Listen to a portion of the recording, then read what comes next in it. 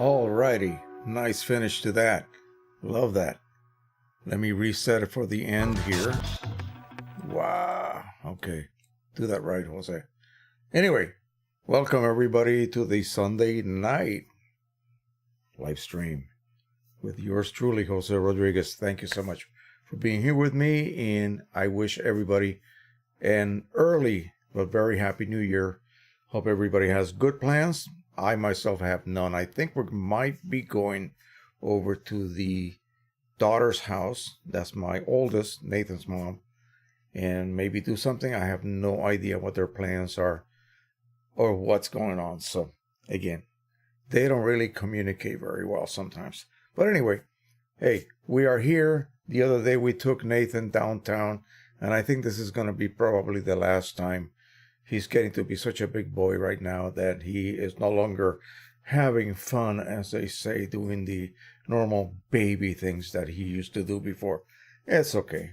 We all think of our kids as being babies still, even though they might be 47 in the case of my daughter. So anyway, so we are all here. I'm going to go ahead and discuss a couple of subjects. And one of them that it just made me wonder, because I started to get into a slight, not an argument per se, but a slight discussion. And I hope we have some engineers here with us. I hope, because I would like to have this explained to me. Okay? Because at this point, I still disagree with the comment that was made. And we'll cover that in a little bit. We're going to go ahead and minimize this for now. We have about 18 people already on here. Come on, folks. Tell us who you are, where you're watching from. Not calling, watching from. And if it's someplace outside the United States, let us know. Share with us what that place might be. Because I am also extremely surprised at some of the places that I get here. They are like across the world, and I wonder, are you kidding me? You guys have nothing better to do than to watch me talk.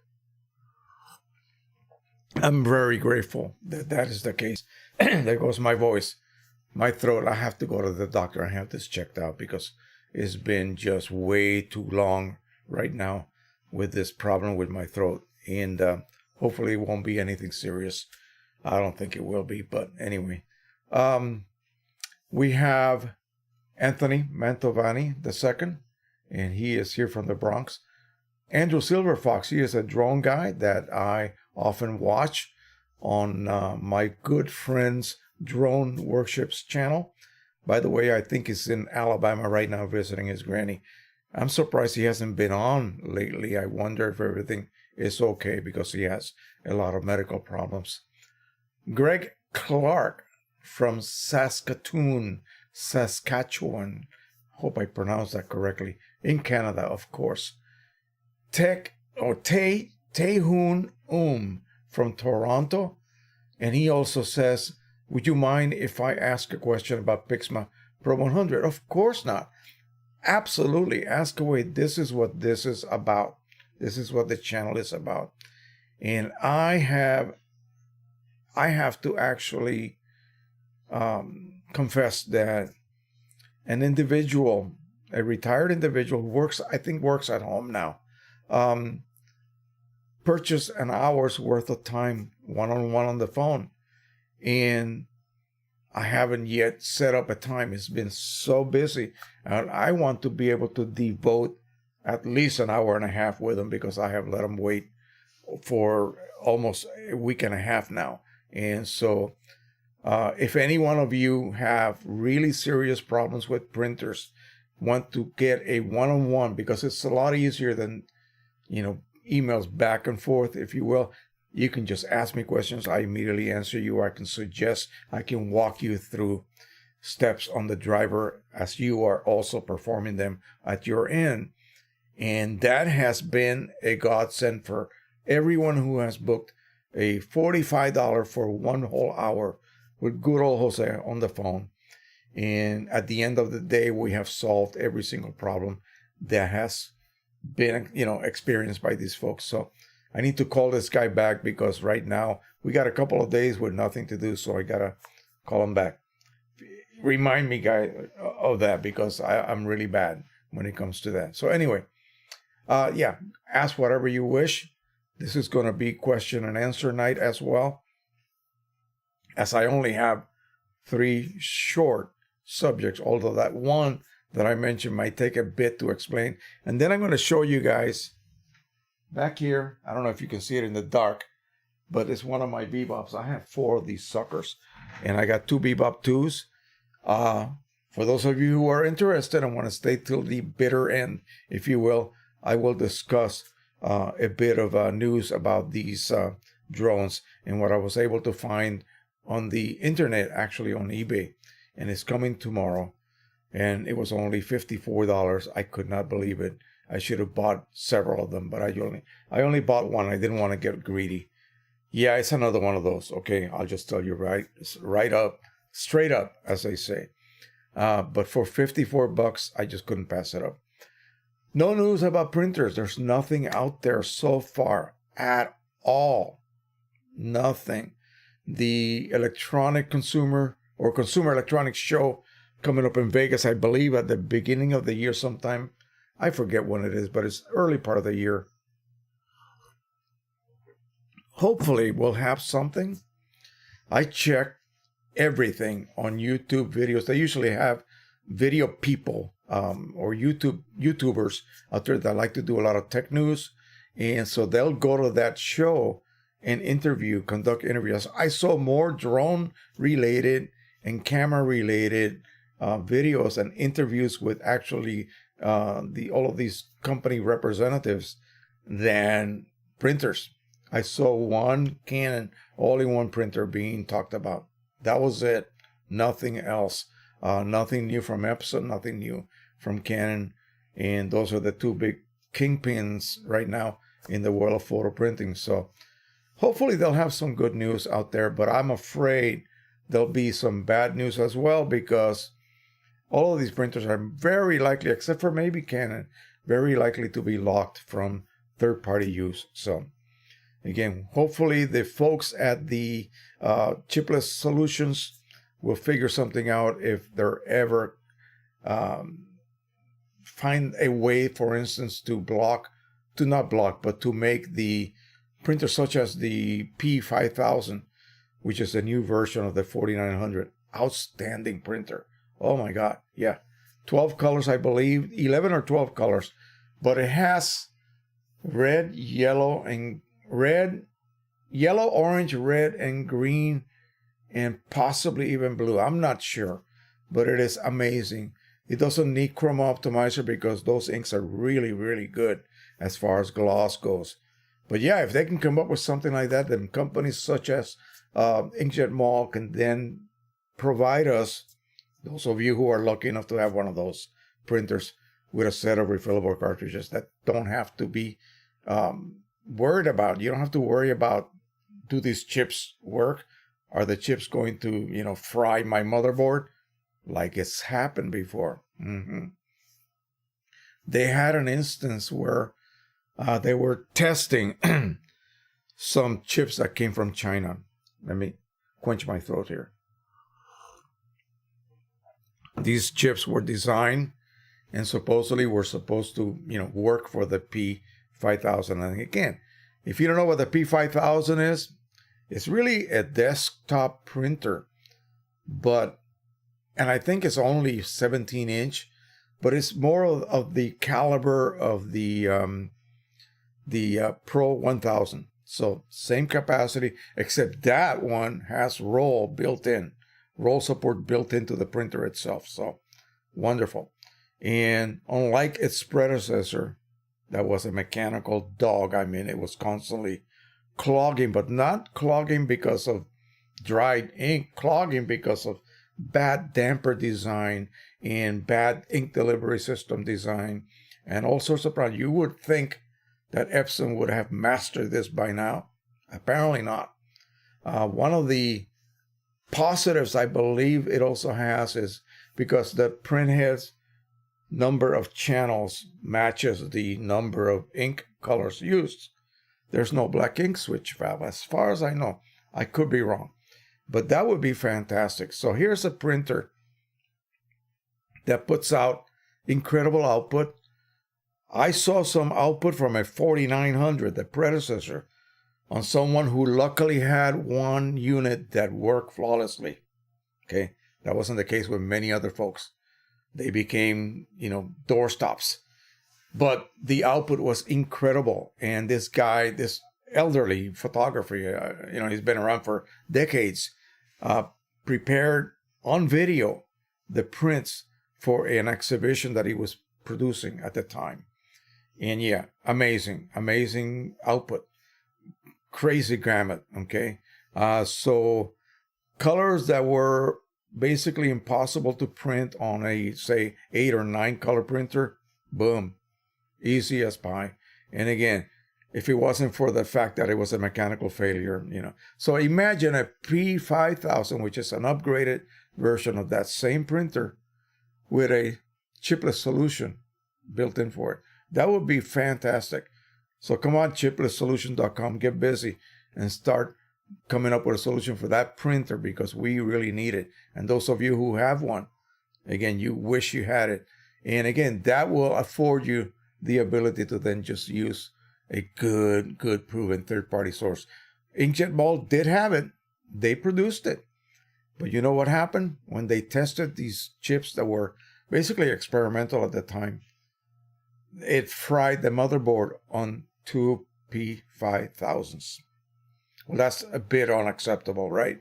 So they had to have a technician come over, replace the boards, reprogram everything, because once you do that, you got to start over again. The EPROM chip has to be reprogrammed, or you can, if you're lucky enough to have it copy the data from the previous chip onto the new chip, then you're set. That wasn't the case. And I mean, personally heard from John Cohn himself telling me about this, and it was crazy. It was crazy. Anyway, let's continue on here. So yeah, that's, I mean, I'm just kind of commenting about, you know, new products out there, especially tailored or targeting photo printing folks like us, and possibly something that could be used with third-party inks, okay? It's looking more and more like, no, that's not going to be the case when it comes to Epson, especially here in North America. They're just not going to allow us to do that from now on. I don't know how lawless that is. I have no clue. I'm not a lawyer, so. Okie doke, let's see. So Guido is here from Belgium, Bruges to be exact. Andrew Silverfox, of course, from the UK. Charles Verbruggen from Antwerp, Belgium. We have all of the Europeans here with us. We have Martin Soteman from the Netherlands, and Fred from Ontario, Canada. So far, I'm waiting for somebody from the USA. We have everybody from all over the world. Currently, that's Take On says, currently I'm using Precisioncolors inks for the Pro-100, the old version, and I'll change to the SE version. Is it okay to mix and use the old version inks and the SE version? See, of course it is. You're not going to have any kind of adverse reaction of any of the sort. Will you see the difference? Well, I did see that the old version was not as seamless of a transition from OEM to that old version. This new version is, okay? Absolutely seamless. In fact, a slight improvement even, believe it or not. I showed everybody these pictures last week. If you guys want to see them again, let me know. I have them right next to me here. But anyway, I am not entirely sure what of the, or which color of the 8-color palette were played with, if you will, okay? I don't know which ones were. So I cannot tell you whether, you know, yellow and the old yellow are the same. SE yellow and the old yellow are the same, or are they not the same? I cannot tell you if magenta is the same as magenta, or photo magenta is the same as the old photo magenta. At some point, yeah, you're going to see some differences. So can you transition as you go along? Well, I would say yes. Go ahead and bring whatever channel reaches low first, top that off with Precisioncolors Signature Edition ink, and proceed. At some point, you will have then, you know, topped off every one of the 8 cartridges. Is that going to provide you with an astronomical change in color rendition? No, not really. Not really. The problem is that because the sponge, it takes a lot of refills per se to get that bit of ink at the very, very top of the sponge. Let me get you. Here's an OEM cartridge, okay? I use this for my tests, and look to see how little ink I actually used. Look at that. Okay. Now, here's another OEM. This has not been tampered in any way, shape, or form. This was used during my testing. Now, here's one that was used. I bought this from someone. And, of course, it's empty and pretty much filled with air over here in the sponge side.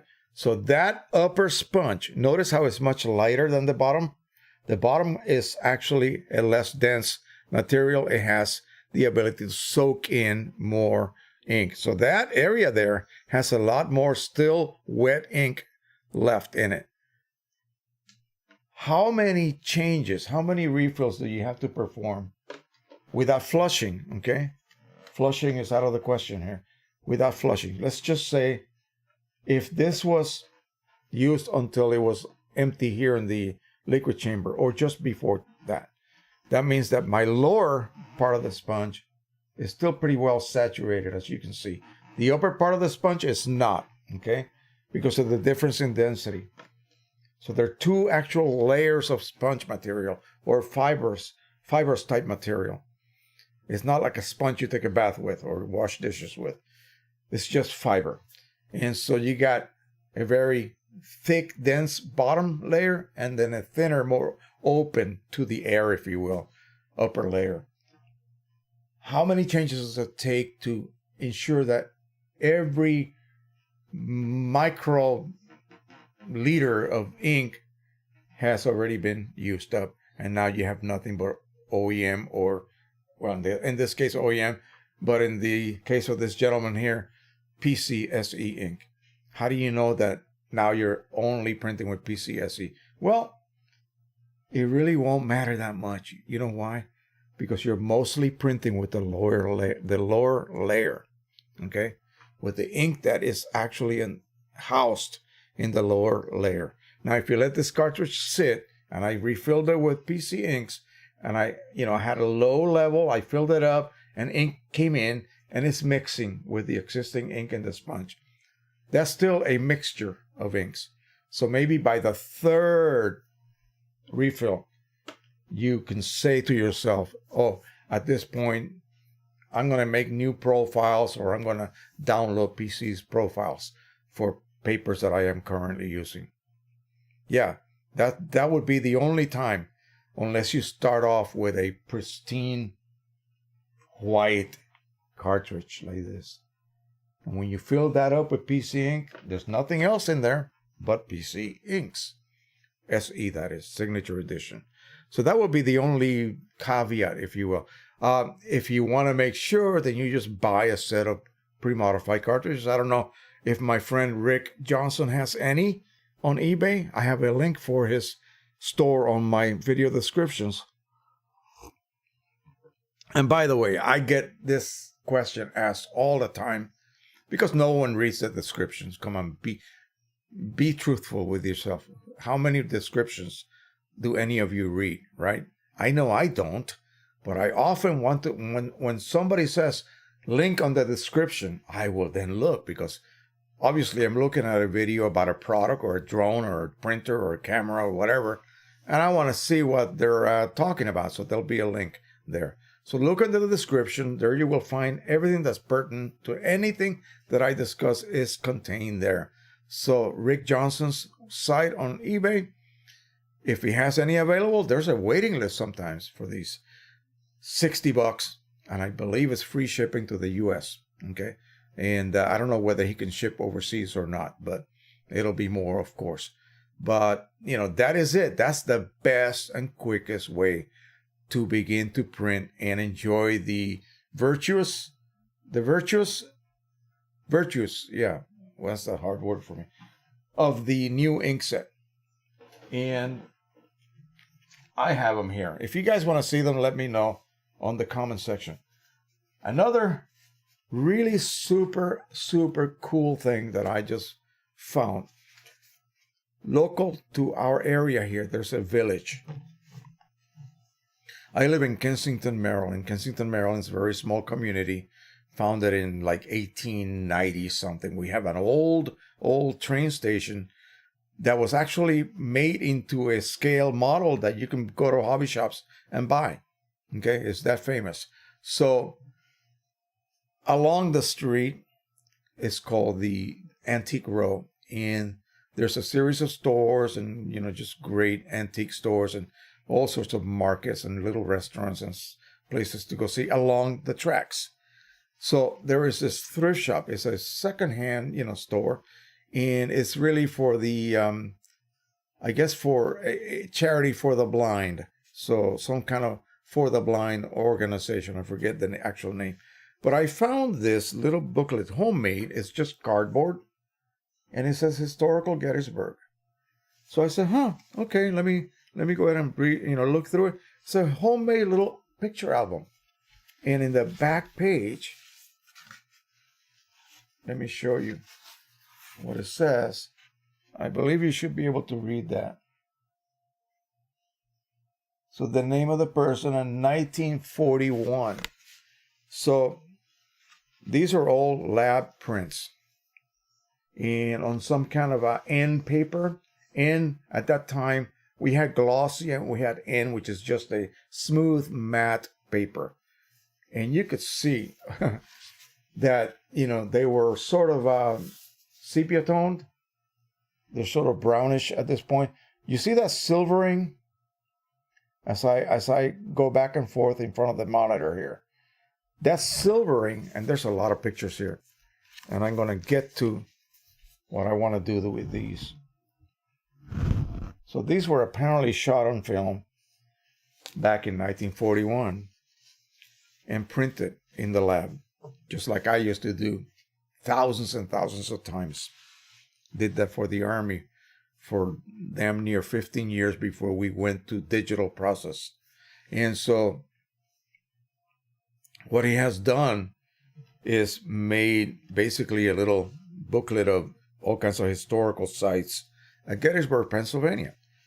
Now, why do the images turn silvery? Okay, what's happening? Well, you have to understand what the silver process was about. So you had a silver chloride or a halide or some other salt-based silver salt that was made to be light sensitive, and the image is projected by the lens onto the film, and you create a latent image, and that latent image is there until you process the film. And by processing, that means that you reduce that silver halide or salt, removing the salt ion, and what's left behind is basically tarnished silver, pure silver, but in its tarnished form. And so what happens to silver when it is tarnished? It turns dark, black, brown, you know. I've seen some silverware that's practically black. Tea services, that sort of thing. And so the freshly made print is basically made of black and silver granules, particles. And then whatever did not get completely reduced to silver is dissolved away with the fixer or the hypo, sodium thiosulfate. That removes the undeveloped silver halides or salts, and you're left behind with a piece of paper. At that time, in those days, it was fiber-based paper. Unfortunately, impregnated by the sodium thiosulfide. So you had to then wash and wash and wash for over 1 hour in running water. Imagine how wasteful that was, okay? The washing machine just basically ran water and emptied itself constantly. And you did this for like 60 minutes, take the prints out and then put them through a drum dryer, and they would emerge dry. Here's the problem. The sodium thiosulfate would cling. I mean, minute amounts that were left over would literally bond to the fibers, either chemically or physically. I don't know how, but they would bond to the wood fibers that were used to make that paper. And so after many, many decades, you get that silvering. And again, it's the proof that this is a real silver image. And you get that silvery look. You see the dark shadows, how they begin to sort of look silvery? It almost reverses the print back into a negative looking form. So what am I going to do with this? Well, I want to go ahead and play with this. I'm going to go ahead and use my EPSON Perfection V500 photo scanner, and maybe we'll do some videos about photo restoration. Okay, now these are in really, really good shape. But if you guys are interested in seeing a series in this subject, I'm going to dig up some really damaged photos. I'm going to show you guys how to repair these. Again, I will do this regardless of interest. I think it's something that a lot of people will find interesting, even though maybe this group may not. But let me know if you would be interested in seeing how I go about doing that. I do that for a lot of people, and I do it for nothing. These are friends. These are little old grannies who have pictures of their grown grandson when he was a baby, and now that picture is damaged. I have a gentleman who is the family historian. He has a lineage that goes back to the 1700s here in the United States, and I do a lot of his restoration work for him. He pays me, but I always just charge him food. We go out to restaurants, and he covers the bill, the tab. So let me know if you guys would be interested in doing any of this type of work.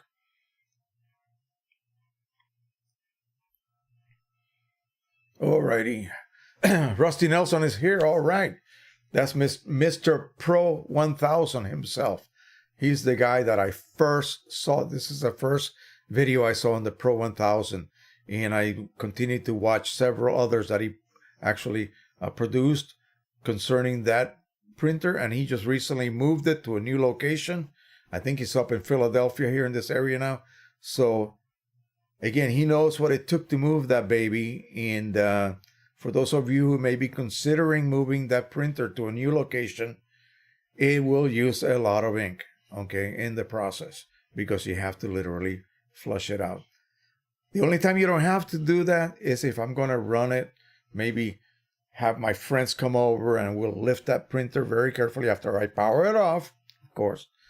I'd rather have a cleaning cycle take place, whether it's large or not, than to have to dump out all the ink. So if I'm going to move it from point A to point B within this same house, then I'm going to go ahead and power it off, disconnect the plug, have a friend or two friends or three friends even pick it up on each corner, and we'll move it over to a new table, plug everything back up. And as long as I did not disturb that level valve, it's a level lever, I should say, a little lever that lives underneath the spring-loaded level underneath the printer itself. And that will determine if there was a change in the angle that the printer sat. Hopefully not. Check your table, make sure that it is level. Use a tool to measure that, okay? Don't take it to a table that's unbalanced. You might have problems. So anyway, that's one way you could do it. You can just turn off the printer very carefully, keeping everything level. I will put a level right on top of it and make sure as I'm moving it, that little bubble doesn't move much, okay? You don't want to exceed the amount of out of level condition. But I think if it's off, you'll be good. You'll be good to go. So moving it to another state, that's another question. That's another process. You do have to empty out the printer. So, and that is something I don't wish on anyone.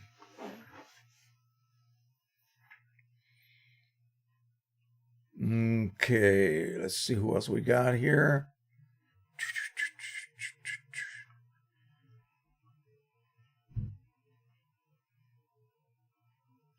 Greg Clark, perfect pronunciation. Thank you. I try. I'm terrible at it. Ed Dahlin from Marengo, Illinois, I believe. And Stephen Nautarsky from Howell, Michigan. And he says he wishes Happy New Year's to myself and my family. Thank you so much. The same back to you. Leandro Crespi. Hola, Jose.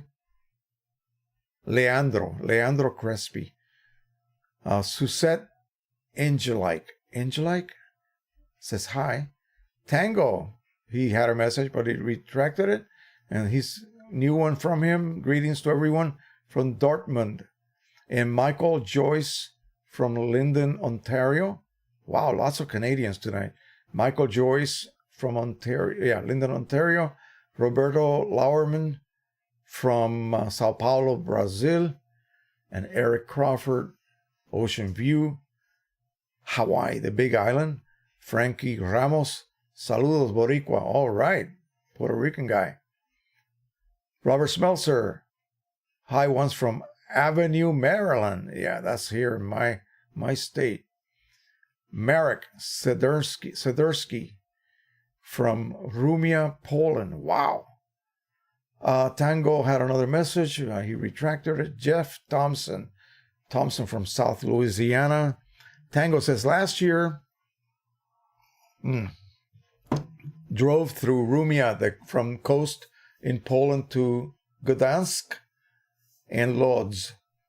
Greetings from Rumia, Marek.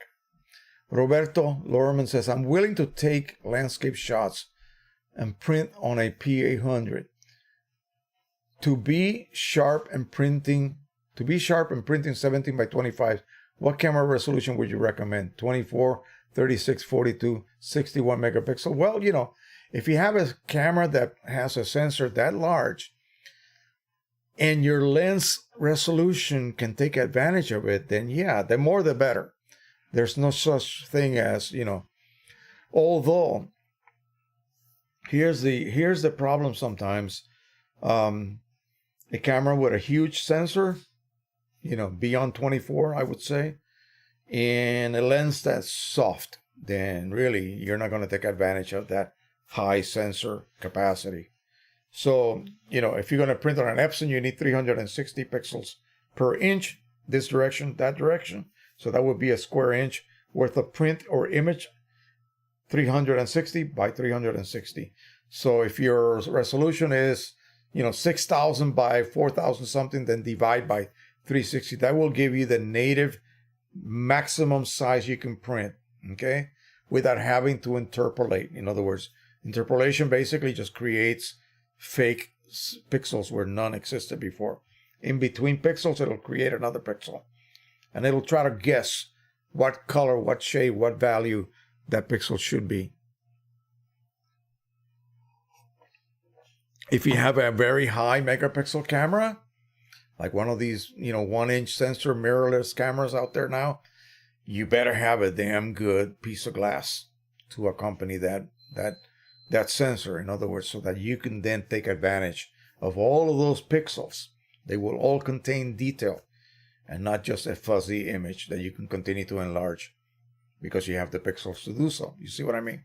So it's not all about pixel density. It's also about your lens being capable of taking advantage of that high pixel density.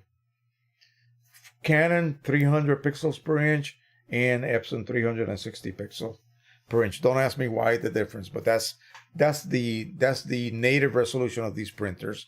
So they expect to have an image containing the native resolution. Now, do you have to do that manually? I mean, do you have to always do that by hand? No, the driver alone will take care of that for you. The printing module in Lightroom will take care of that for you. The printing module in Qimage will take care of that for you. Okay, you don't have to worry about such trivial matters.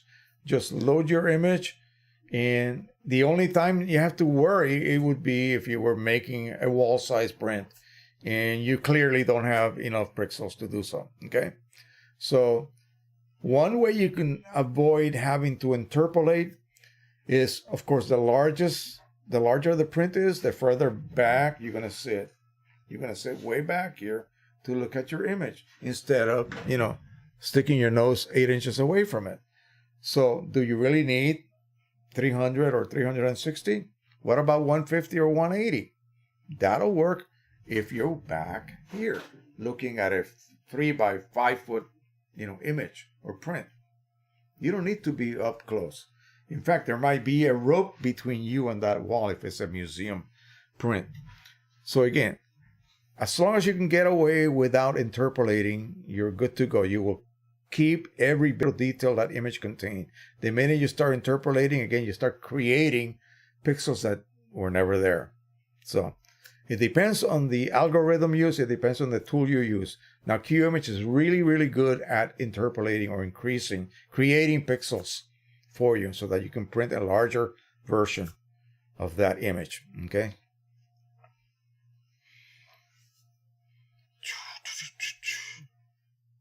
Oh, Bullet C from Ireland. Bullet C, S-I-E, from Ireland. Frankie Ramos from Martinsville, Virginia. A neighbor. All right. Andreas Amador. Hello from Munich. Is copy paper okay for auto head alignment? Yes and no. It depends how good the copy paper is. In other words, how well does it keep ink from wicking? By wicking, I mean, like if I have a napkin here. I was eating a snack a little earlier. If I drop a drop of ink on this napkin, it's not going to just create an 1/8 of an inch diameter or 5 millimeter diameter circle. It's going to create that, sure, in the beginning, but immediately it's going to start to spread, wick away. So the auto reset, or the auto, what am I saying? The auto, we think about auto reset so many times. The auto head alignment system uses internal sensors to read. Now, what are you looking for? Or what is the printer looking for? Well, when you did this by hand before, it would create a set of little squares, and you would look for like little areas of overlap or gaps. And you want to choose the square with the least amount of problems, the overlapping or gap. And then you enter those numbers. So what it is doing is that I don't have my print head. Where is my print head? I think I took it back to my room.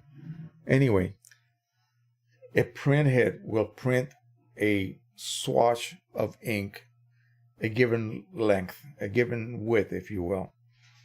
The Canon printers that make those nozzle checks that are just a band, that's the complete width of the print head channel. In other words, the set of nozzles, the row of nozzles.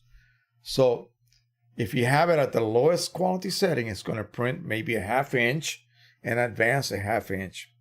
And it's going to come back and print another row of detail, dots, if you will.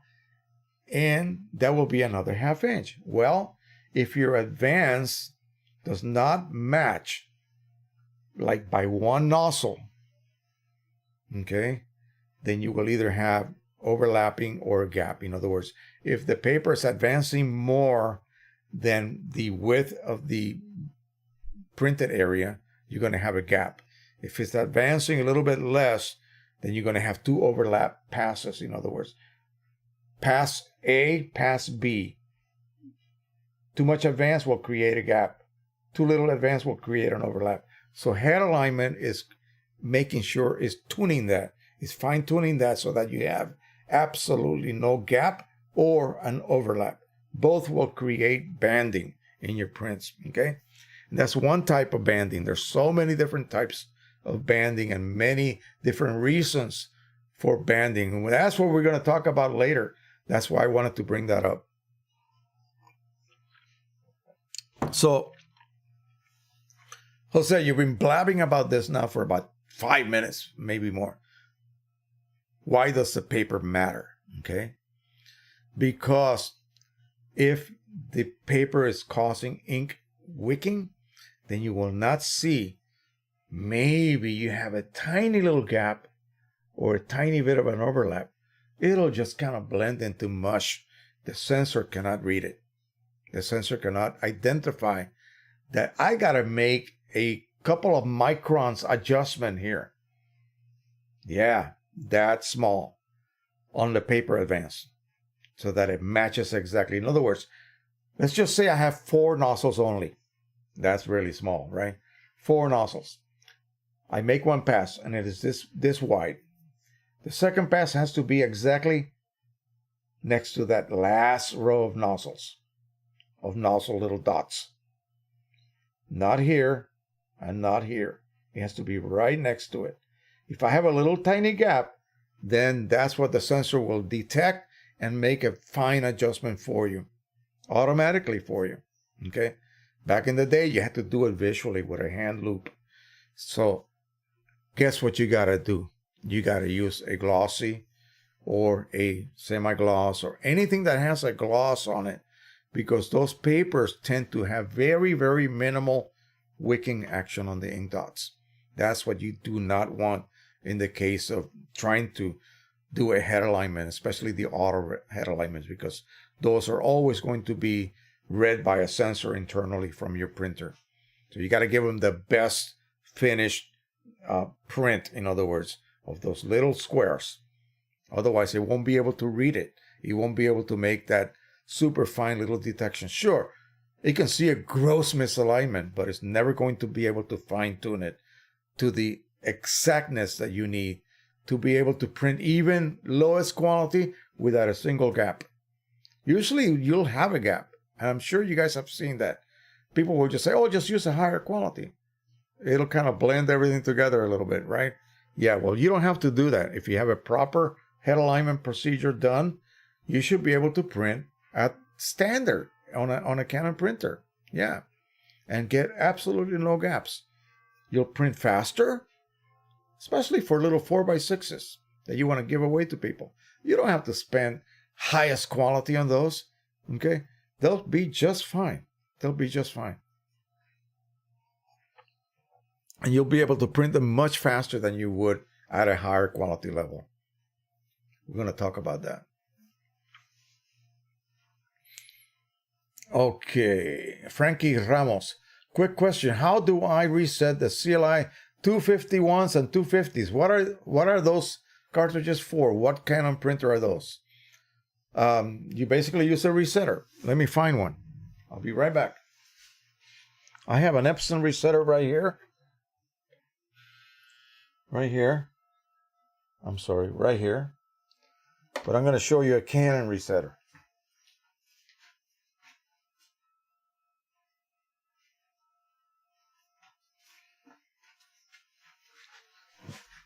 So here is your Canon CLI-42 USB powered resetter. This is an EPSON USB powered resetter as well. Okay? So what do you do? How do you do this? Well, you take your, let me get one of these empty ones here. You notice down here there's a little switch right there. There's a little tiny switch right there. So when you insert the cartridge, it's going to press down that switch, and it will then send power to the unit from the USB, and those set of contacts are going to then touch the contacts on the chip. You will get a flash of red light, and then the red light will go solid, assuming you have not messed around with the positioning here. Slide it down. When you slide it down, you're going to depress that little lever. It's going to power the unit. Red flash, solid red light. Wait about 5 seconds. You're done. That's it. You need a resetter specifically for those cartridges, if there's even one, okay? Most of the ones that are not by the Red Setter, RED, Red Setter Company, they make the so-called USB powered resetters for printers such as the Pro-100, the Pro-10. And that's, I think, about it. They have other resetters for the CLI 8s and CLI, is there such a thing as a 6? I'm not sure, about a 251 or 250. Again, you have to look and see whether anyone is selling resetters for those particular cartridges. Canon got a little tricky a while ago, and they stopped the some of these printers from having their cartridges reset. In other words, it didn't stop China from producing single-use chips, by the way. But again, yeah, you have to just basically look and see what's out there. If they have resetters for those 2 model cartridges. Leandro Crespi says, Jose, any recommendations for selling prints? Well, what venue do you want to sell them under? Online, at a Saturday market in the spring, summer, and fall. We have one here local in the town that Nathan lives in, or my daughter and son-in-law. And there's a guy that has a tent that he sets up every Saturday and Sunday, and he sells prints. And he prints them with a, I believe at the time he was using a 3880 from EPSON. So nothing is bigger than like 17 by something. And he does quite well. That's one way. And another way would be online. You set up a site. There's some online sites that you can check out. I don't know who they are, but I don't have a need for that. But they're there, and you can sell online. Otherwise, you have to do it sort of locally. Again, like I said, you have to probably pay for space at one of these venues where they set up these, Saturday markets. It could be farmers market type place, and sell them there. I don't know of any other places where an individual such as you or I can, produce prints and then sell them to people. You have to have people come over to see what it is that you have for sale. You have to actually also provide longevity and, good quality, all of that. You can't be printing on cheap glossy paper with third-party inks and expect to get, $40, $50, $60 for a print. It's just not going to happen. These prints will not last long under different conditions. They'll fade within a couple of weeks to maybe a couple of years. Who knows? It depends on the conditions. That's it. And speaking of that, I recently had this was a good one.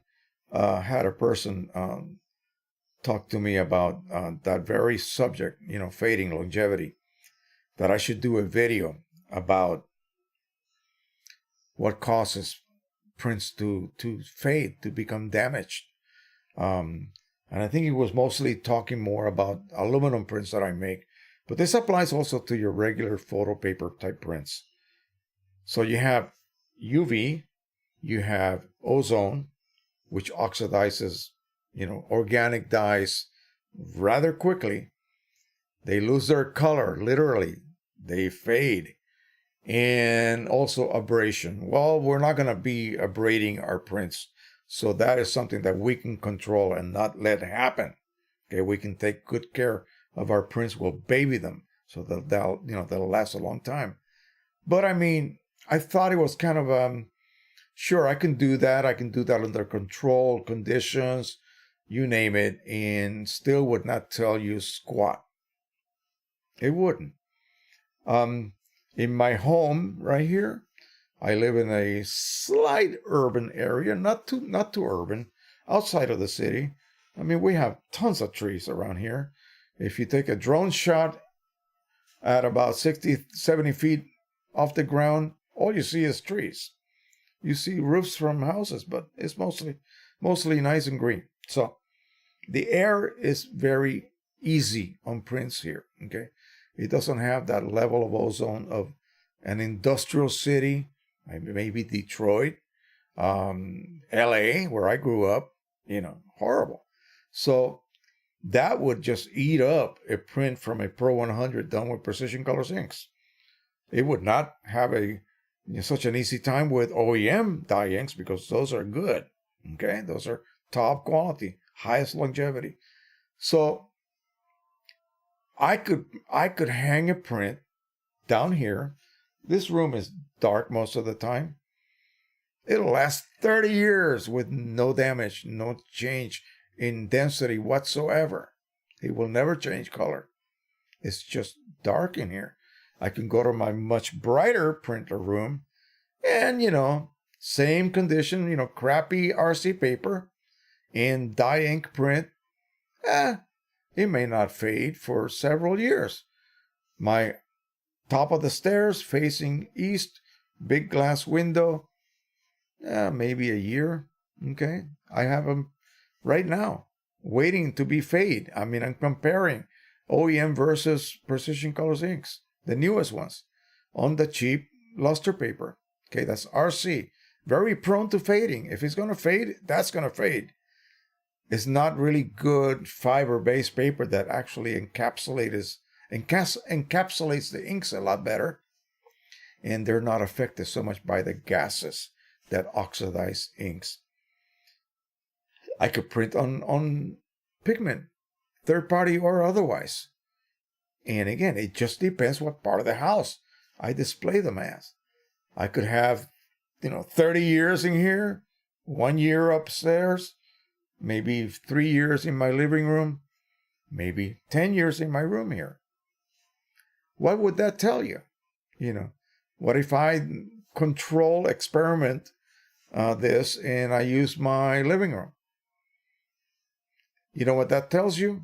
Nothing. It just tells you that in Jose's living room, in the town of Kensington, with the house facing in the direction his house faces, your prints will last X amount of years, done with this ink or this paper.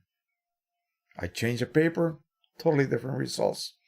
I put the prints down here, I 10 times more longevity. I got a print on the wall right now that it's been there forever. And it still looks as good as new. So again, useless information. People often want to find out, how long is this going to, what? No, there's no answer to this. And if I give you a scientific report in megalux exposure, what? Do you need to buy a megalux meter and take an 8-hour reading of your conditions? And what does that tell you? Well, it tells you how many megalux of light hit your wall in 8 hours. And what does that translate to in my living room now? Not my living room, my bedroom now, or my print room. Well, I would have to take a new measurement for another 8 hours there as well. Again, it's just useless. Just don't worry too much about that, folks. Just make sure you're using really good papers. That's the key. That is the key. Really good papers, and enjoy your prints. You can always reprint them. Just don't go selling prints at a farmer's market to, perfect strangers using inferior inks. By inferior, I mean without the longevity characteristics of OEM, period. If you're going to pay $60 for a 14 by 11 or whatever, or 16 by 20 of something that costs you maybe $5 to make, $60 is a pretty good margin. Give them good inks, folks, please. Don't sell anything to someone who's expecting quality, something that was printed with a third-party ink source. I don't care from whom. They're not going to be as good as OEM, period. And here's Joe talking about that because I'm the king of refilling, right? Yeah, but the truth is that you just cannot compete. You just cannot compete with that. All righty, enough of that. George Gab is here in West Texas. Jeff Leon Hard with a T. Is there a way to determine the difference between head alignment versus clogged nozzles? It does look different, okay? A head alignment problem will always be the width of the banding. In other words, this looks perfect, but then the very next row of printed material right next to it will have either an overlap or a gap. It will always be exactly the same width, okay?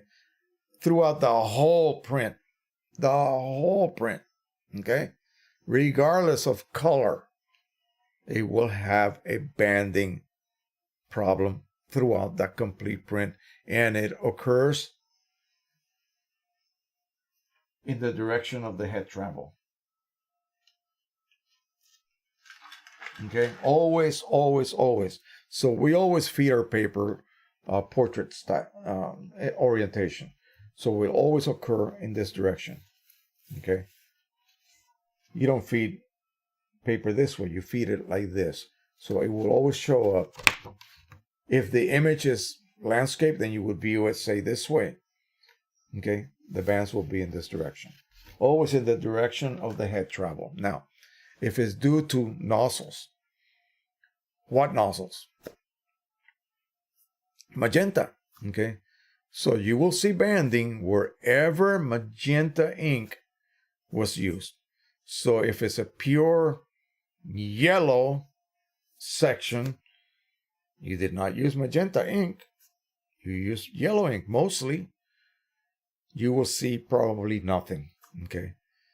If it's something purple, well, what does it take to create purple? Cyan and magenta. You will see some banding. And we're going to get to that. This is leading perfectly. It is a perfect shoe-in to the next subject we're going to talk about. And the one that I really need some, comments from you guys. Don't just sit there and listen to me. Please give me some insight, because I really think I'm right, but I could be wrong.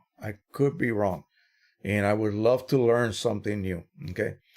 So let's continue on, and I promise you we're going to hit this before the night is over, if you will. So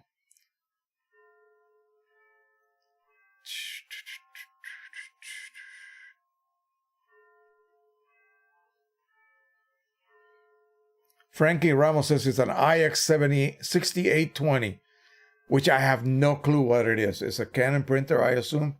So again, you have to find out. Go look on Precisioncolors. Go look on inkjetcarts.us. Go look in any of the companies out there, Ink Republic, Ink Owl, and punch in that model. See if there's any support. See if it's even possible to not only modify those cartridges for refilling, but also to then reset them. Okay, that's what you need to do. Holy! I was going to say a bad word. $20 super chat. Man. Jason Macon. Best wishes in the new year, sir. I have to call Canon tomorrow.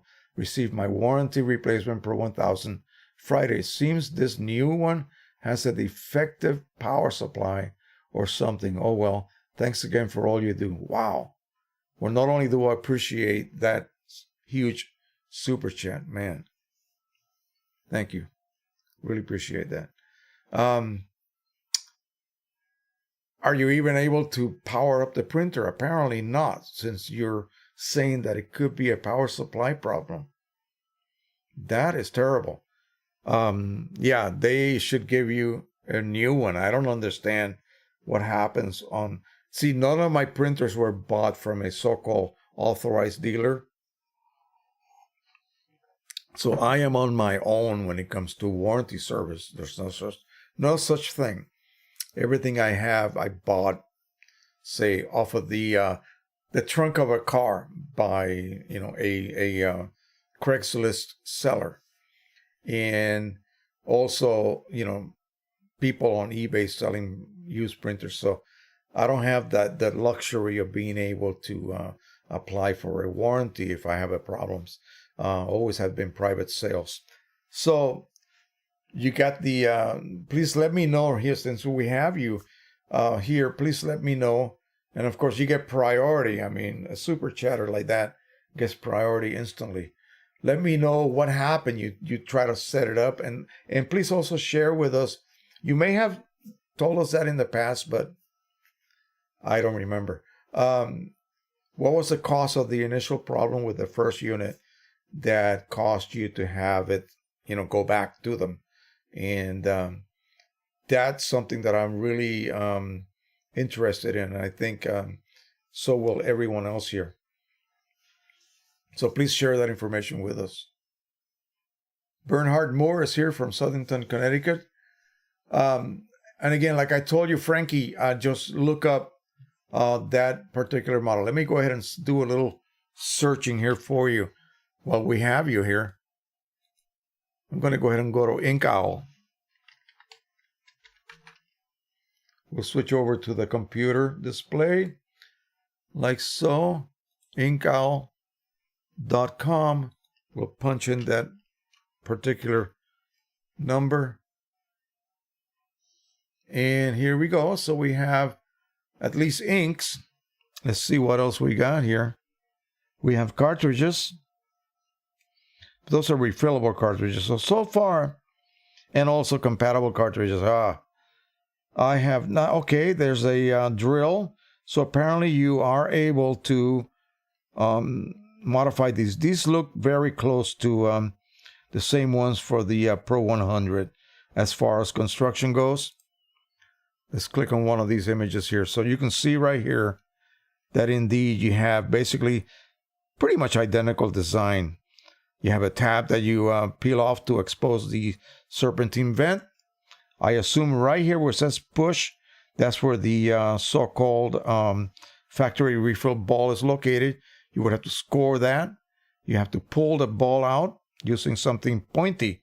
I use a little thin screw. I screw it into the ball and then I lever the ball off. And then I drill that hole because there's a seat underneath where the ball would basically rest. You have to drill that out in 5/32 of an inch, and then you will be able to then plug that hole with a commonly available Canon cartridge plug. And then you should be able to refill it. Now, I don't see anywhere here anything about a resetter. So that's not good. There should be something to do with a resetter here. Let me go ahead and put the actual cartridge number. Let's go back here to the chat. And the chat, your cartridge number CLI 250 and 251. So let's go ahead and try that and see if it leads us somewhere. So InkOwl supports a ton of printers. Yeah, there's nothing there. Again, we'll try. Yeah. So that's not good news, my friend. That is not good news. It seems that maybe there is no resetter for that printer or that set of cartridges, and you are basically stuck with using so-called compatibles, which I'm really not a big fan of. Let's try Precisioncolors. I don't think we'll have any better luck. InkOwl has a much larger support for all kinds of other models of printers. That's not the page we want. Let's see, Precisioncolors, right here. Here we go.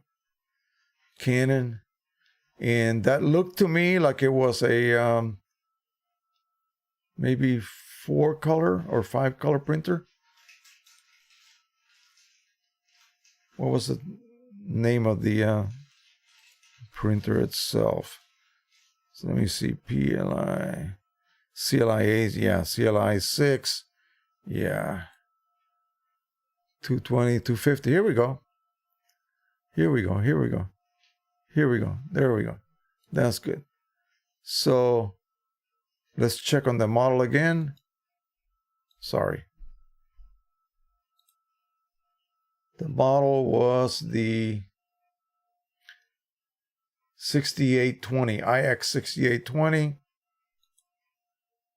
Why do I keep going there? IX 6820.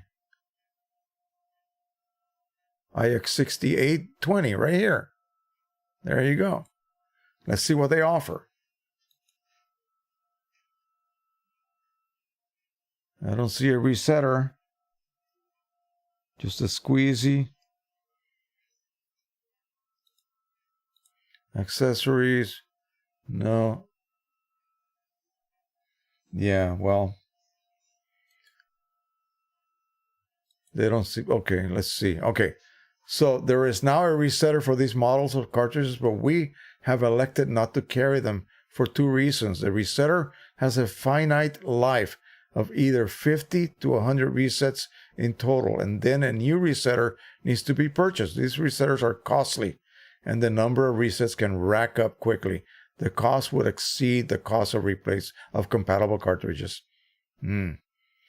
The only appropriate OEM cartridges to reset are the refill, and refill is the XL size cartridge, and the set of these plus the cost of a resetter is quite costly. So that is the reason, apparently. So I think that kind of tells us the whole story. Yeah, doesn't sound good. Okay.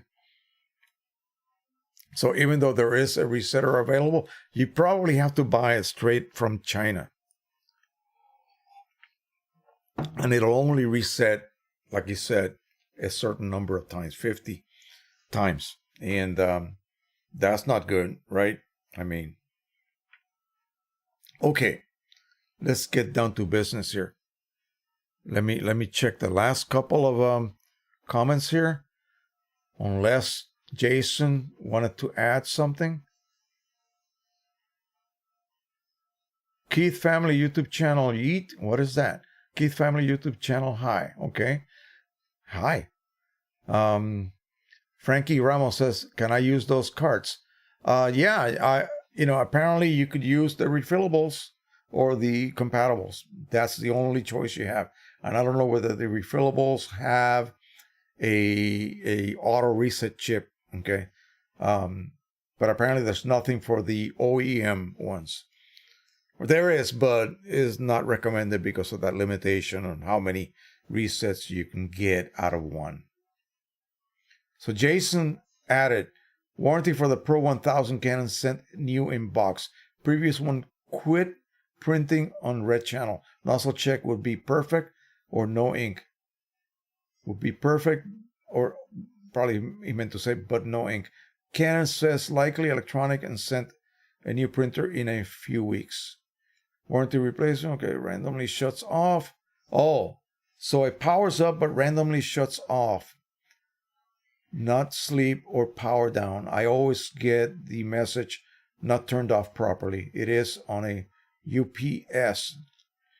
Change power cords, just aggravating. Yeah, I could imagine. Have you tried it not on a UPS? Just to see.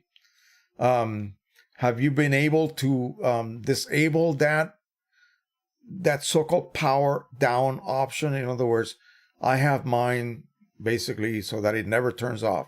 So no sleep, no nothing. I don't want it to rest. I don't want it to sleep.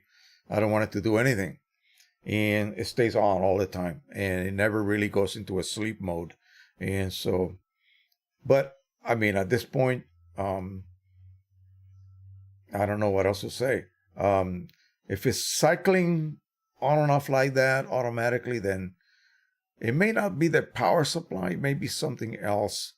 But again, brand new out of the box and also performing that way. I hope they gave you a new set of cartridges with that. And hopefully you still have your other ones from the previous machine. Again, and also did you have to return the machine but keep the cartridges? I hope so. Those can be used later. Yes, tried on a non-UPS, and yes, on never off option. Okay, so that's about as far as I would go. I wouldn't know what else to say if it's something electronic that's beyond my abilities. So hopefully they'll resolve that. I mean, they'll just continue to send you new printers. But I know it's a pain in the neck to have to pack them back up and have them picked up. Anyway, especially what it takes to ship a Pro-1000. Total waste of ink. But anyway, thank you so much, Jason. You made my night. I'm going to tell my wife later. That's wonderful. Thank you so much. Let's go ahead and talk about what I was going to discuss earlier. And I don't want to, let me set this up so that I don't show. In fact, it's one of the guys that often comes to the live stream. But I'm going to go ahead and cover that up. Let me see if I can do this discreetly here. I don't think I can. Anyway, at least you'll see who it is. All right, so this is Adam McKenzie. Again, he's often here on the live stream. It's a photo, and he's got a video where he tries to, cover what is going on here. So notice it's a very gradual sky.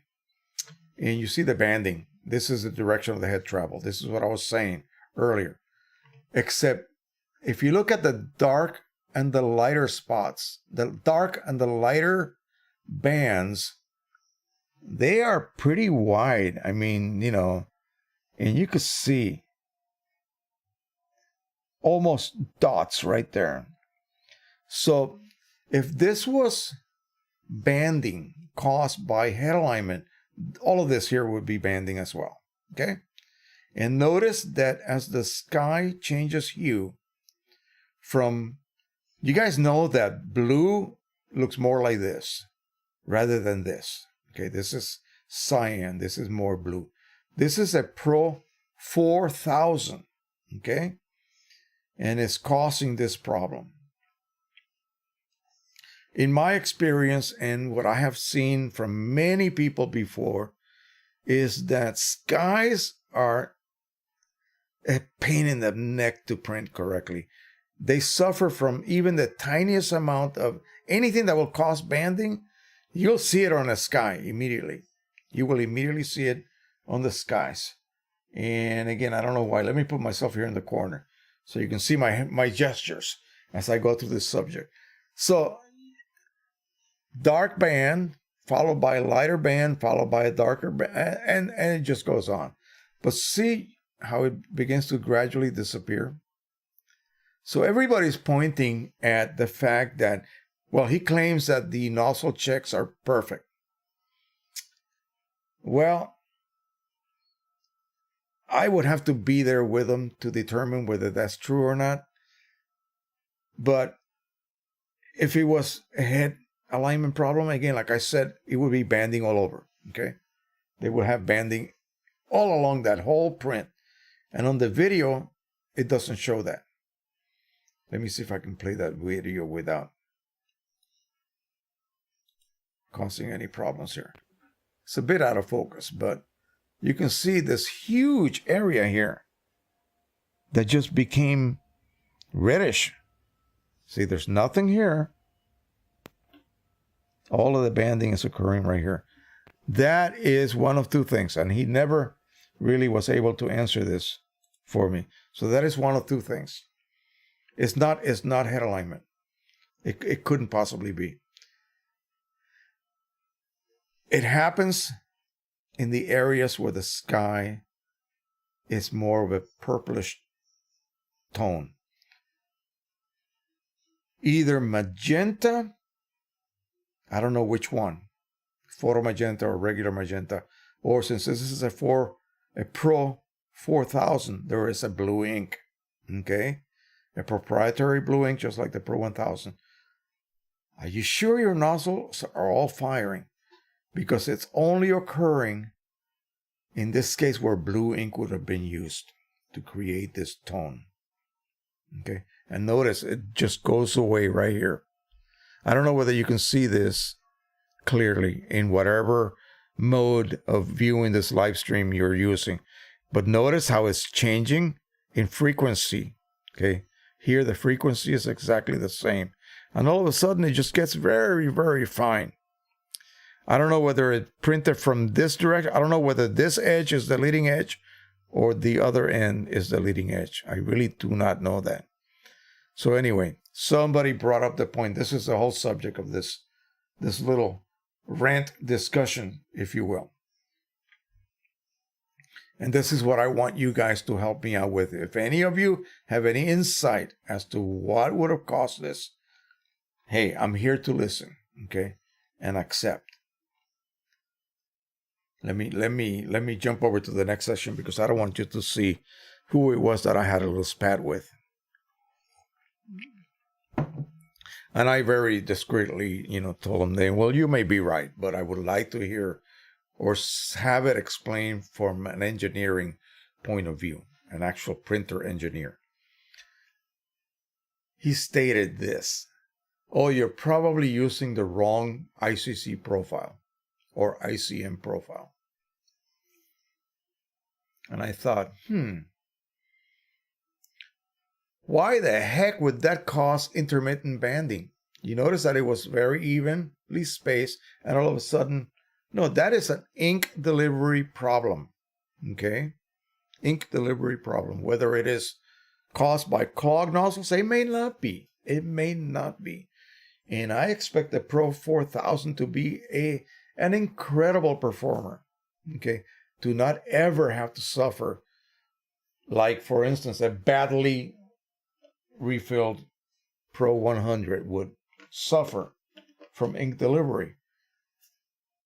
It looks almost like a demand problem, an ink demand problem, where an area demanded a certain amount of ink and it couldn't deliver it. So a certain set of nozzles began to not deliver ink sufficiently. And again, you didn't see it happen anywhere else on that print except that area. The video actually, I was hoping it was in focus, actually showed a lot more information than the close-up print did. If you guys want to ever show somebody, whether it's on my group or anybody else's group, scan that print. Scan what it is you're trying to show someone. Don't photograph it with a phone. It just simply won't help. Reflections and bad color and, you know, that sort of thing. It really will not help to show some nuance that you feel is abnormal on your finished print. Scan it. Scan it flat, and that will give you the best representation of what it is you're trying to show someone. So to me, now let's explore this theory of a profile, the wrong profile causing this. And I'm thinking, okay, let's go ahead and discuss that. Again, I invite anyone who wants to join and tell me, explain that to me. I'll be like this, listening to you. And make it make sense, okay? Have it make sense. Profiles. What does a profile do? Let me give you my little speech on this. So, a profile is a series of instructions in a given format that the printer driver can understand. Okay? And what it is if I just give it, for instance, if I just have an image composed of gray, 128, 130, 130, 130, gray.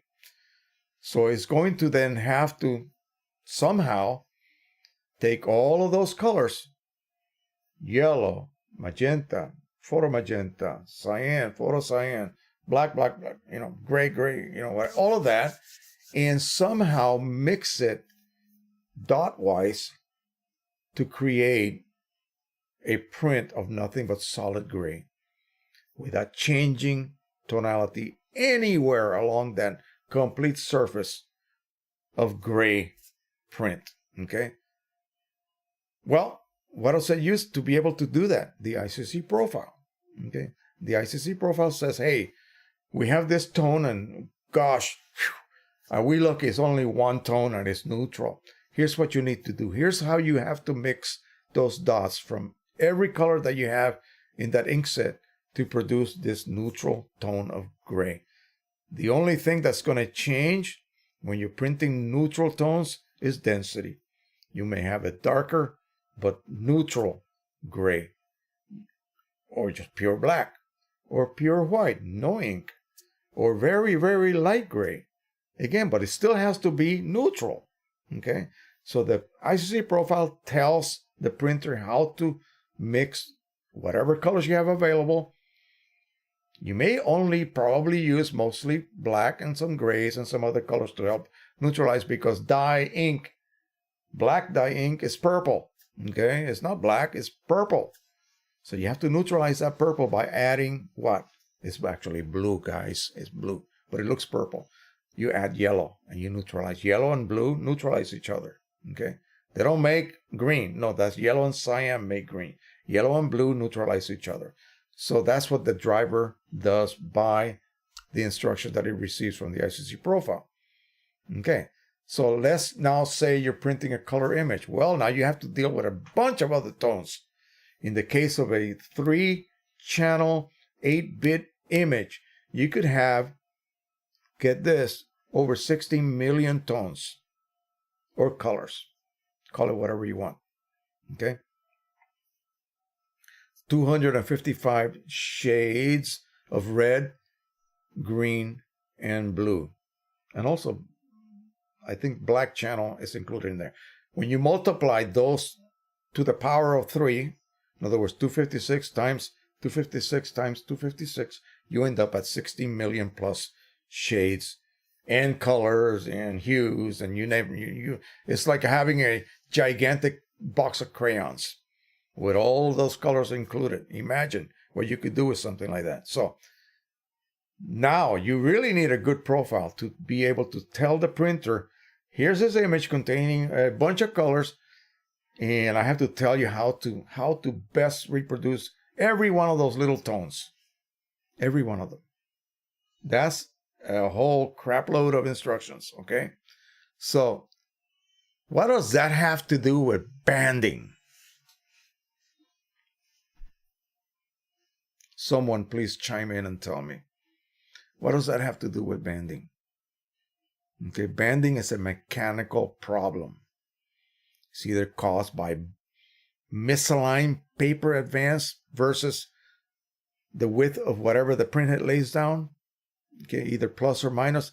It could be because of ink delivery. Ink starvation is a huge cause of banding. Okay, even with OEM cartridges, the demand for a specific color exceeds the available feed or what the printer can provide.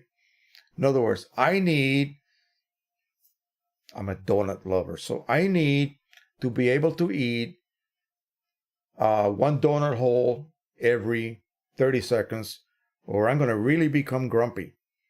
So you better feed me at least one donut hole every 30 seconds, not every 45 seconds. That particular area of color requires so much ink per pass. If you decrease that amount, you have ink starvation. If you drop the amount of blue ink, okay, in that area that began to get kind of purpley, that will cause banding, okay? And I don't know which nozzles were affected by that. But how in the heck does an ICC profile have anything to do with that? Well, the argument went this way. I've seen it happen in XX. Yeah, the guy has more experience than I do with larger printers. So he mentioned some 60-inch printers. Okay, fine. Wonderful. But you know what? The theory still stays the same. I don't care if it's a 200 wide inch printer. You still rely on an ICC profile to control color output, rendition of your images onto paper. Nothing physical. Okay. You know what controls the physical aspect? Your paper settings on your driver. That's what controls physical aspects. Okay. So you could have a situation, for instance, that a profile was created on a glossy paper, and another profile was created for a matte surface paper. Another profile was created for a fiber-based matte texture paper. Okay? The profile still does not care about what paper type you use. The paper type that you chose to use, that's what dictates the physical characteristics of the paper. Thickness, surface type, glossy or matte, whatever, the type of ink used, matte, black, or photo black, that is controlled by the paper choice that you pick on your drop-down menu, not the ICC profile. The ICC profile is just the director directing the orchestra. Okay? The instruments have nothing to do with the director. The instruments have to be played by a musician. The conductor cannot force somebody to become either a bad musician or a great musician. You are what you are. So in printing, the same thing. The ICC profile controls how the printer translates all of that incredible amount of data it receives from that print information, that image information, not print, image information, and then translates that, tells the printer, hey, I just received an image with 16 million colors, but you only have 9, or you only have 8, or you only have 12. So here is a set of instructions. You better listen up, because I'm going to teach you how to mix your limited number of inks, colors that you have, to be able to reproduce 16 plus million colors. If you produce banding, then your paper feed is, something's wrong with your paper feed, your advance rate. It's either too much or too little, or one of your channels is suffering from ink starvation, or you have a clog. As small as it might be, it will reflect on the ink. It will reflect on the area of the image that mostly uses that particular ink, who is suffering from ink starvation, ink delivery, or a few nozzles blocked here and there. Period. Anybody? Please join in and tell me I'm wrong. Please do that. I need to have this cleared up, because I'm the type of dummy that will probably lose sleep over this, and I should not. But if you guys know anything about this, just let me know. What else could cause? How could a profile? If I print on my Canon Pro-1000 and I print with the, I don't know, a profile from Red River for a fine art paper, but I mistakenly used ProLuster's profile, is that going to cause banding? No, it'll cause bad color. Okay? Maybe it'll be okay. Who knows? It'll probably mostly cause a slight shift in color. It won't be rendered as accurately as I thought it would be. An image such as this, a standard image, it will not be neutral. It will be off in one direction or another. Maybe a little too light, maybe a little too dark, maybe a little off color in this direction, that direction. But it's not going to create banding, for God's sakes. Okay? It's just not going to do that. I know I get all bent out of shape over that. But anyway, I just thought I would bring that up. It seemed to be a really good subject, and I hope, like I said, I hope to have some engineer type explain it all to me.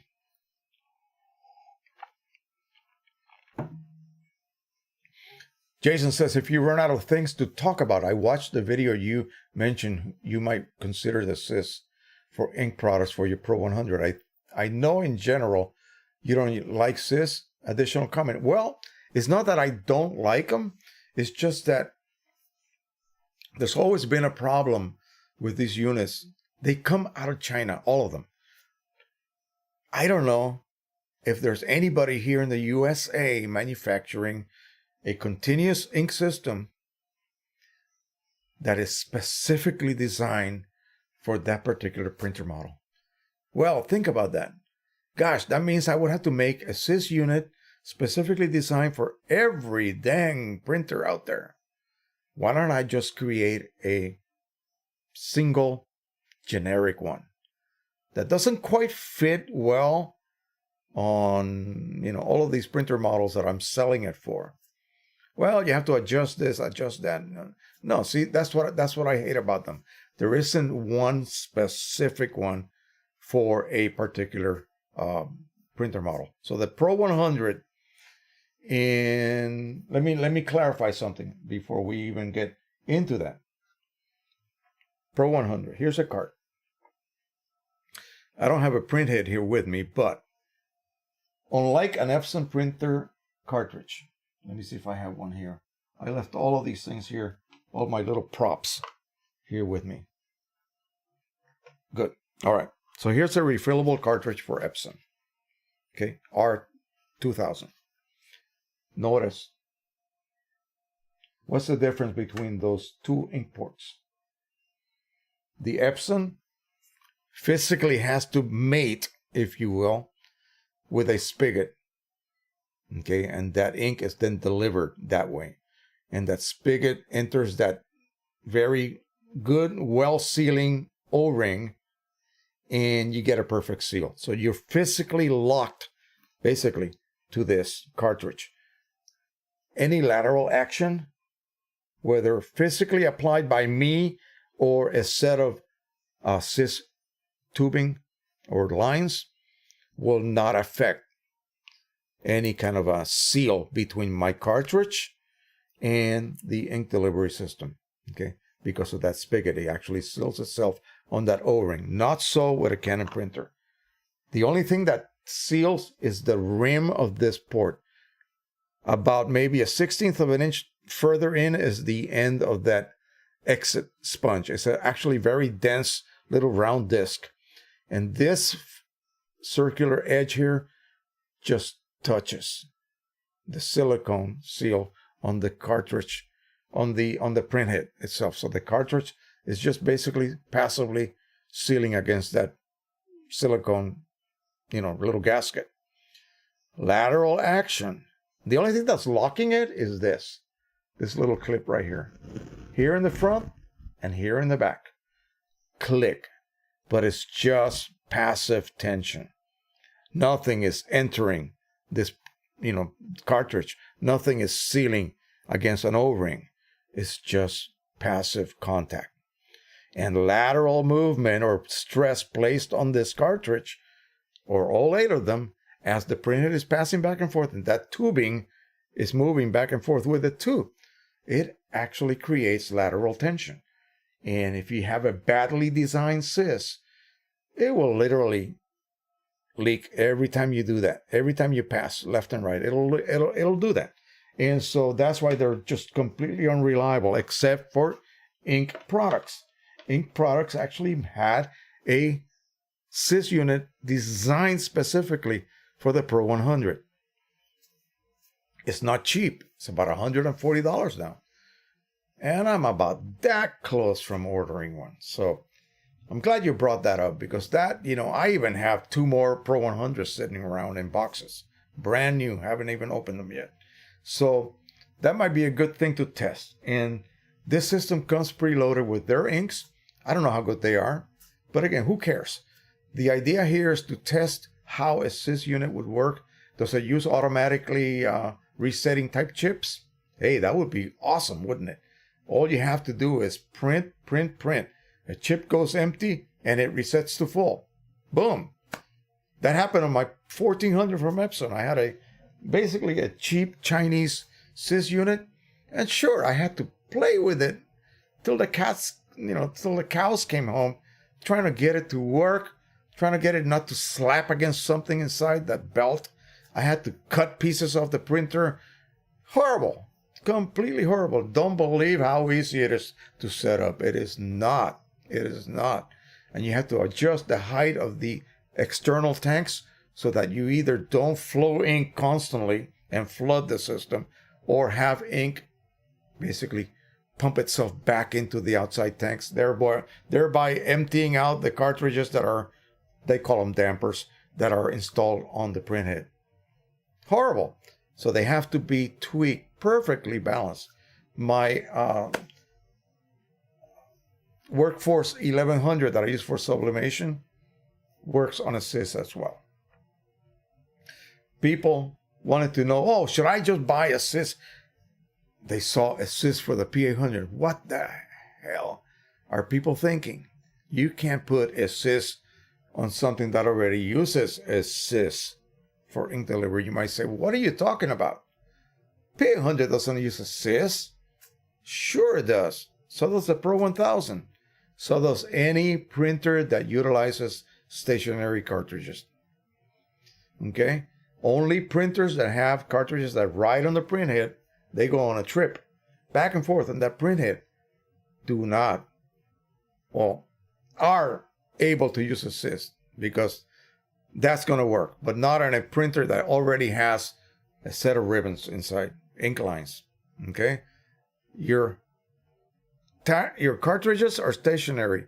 Your external cis tanks are stationary. Your cartridges feed ink via ink lines to the printhead, the moving printhead. Open up your Pro-1000 and have a look inside. You will see a big belt of ribbons of ink lines. P800, 3880, 3800, Pro-2000, 4000, EPSON P-5000. All of them use stationary cartridges. They already work on a sys. The P-600, the newer version of the R3000, that works, again, exactly like a sys unit. So why in the hell would one want to add an external sys unit to feed the internally, living cartridges, which then feed ink through a set of lines? It's a double sys. Yeah, no, guys, don't do that. Don't even attempt to do that. It's just a really, really bad idea.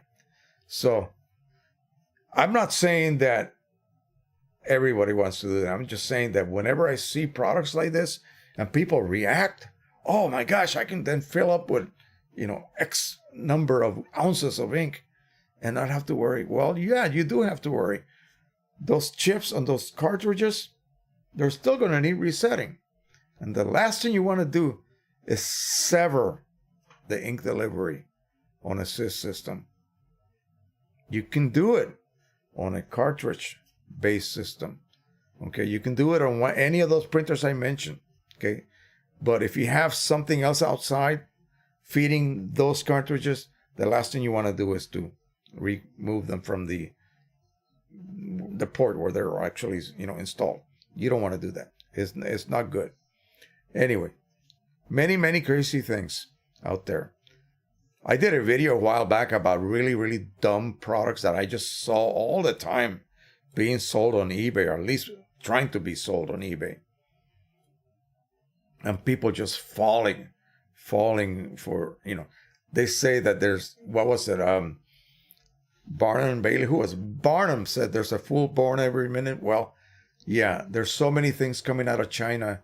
You'll find them in a lot of these companies that deal with through Alibaba, and you'll see a lot of things being sold or offered that simply don't work. Okay, they just do not work. P800 had a lot of products that, of course, they don't work in the U.S. product, the U.S. P800 version, only the foreign ones. So again, don't fall for any of this stuff. All right. Let's change the subject. So this I've been getting asked, and I did a video. I think it's going to be out tomorrow. Okay, I have it on a automatic upload type thing or publishing. But I'm going to give you a little refresh course here. People always ask, well, they just, I think it's just so many people involved in the Pro-100 and wanting to immediately, from the get-go, the first thing that they do after they get their Pro-100, they haven't even learned to use it yet, and already they're talking about third-party sources. Learn how to print. Use up those OEM inks first, folks. Learn how to print with the best. That way you know what the printer's capable of doing. So, without going into all the aspects of certification of your printer, all that stuff, just learn how to use your printer first. If you can get that printer to work basically on any image you have, assuming your monitor is calibrated, of course, so that your edited images actually are correct. They actually display the colors that actually are in that image and not some, off color result, which you will get if your monitor is not calibrated.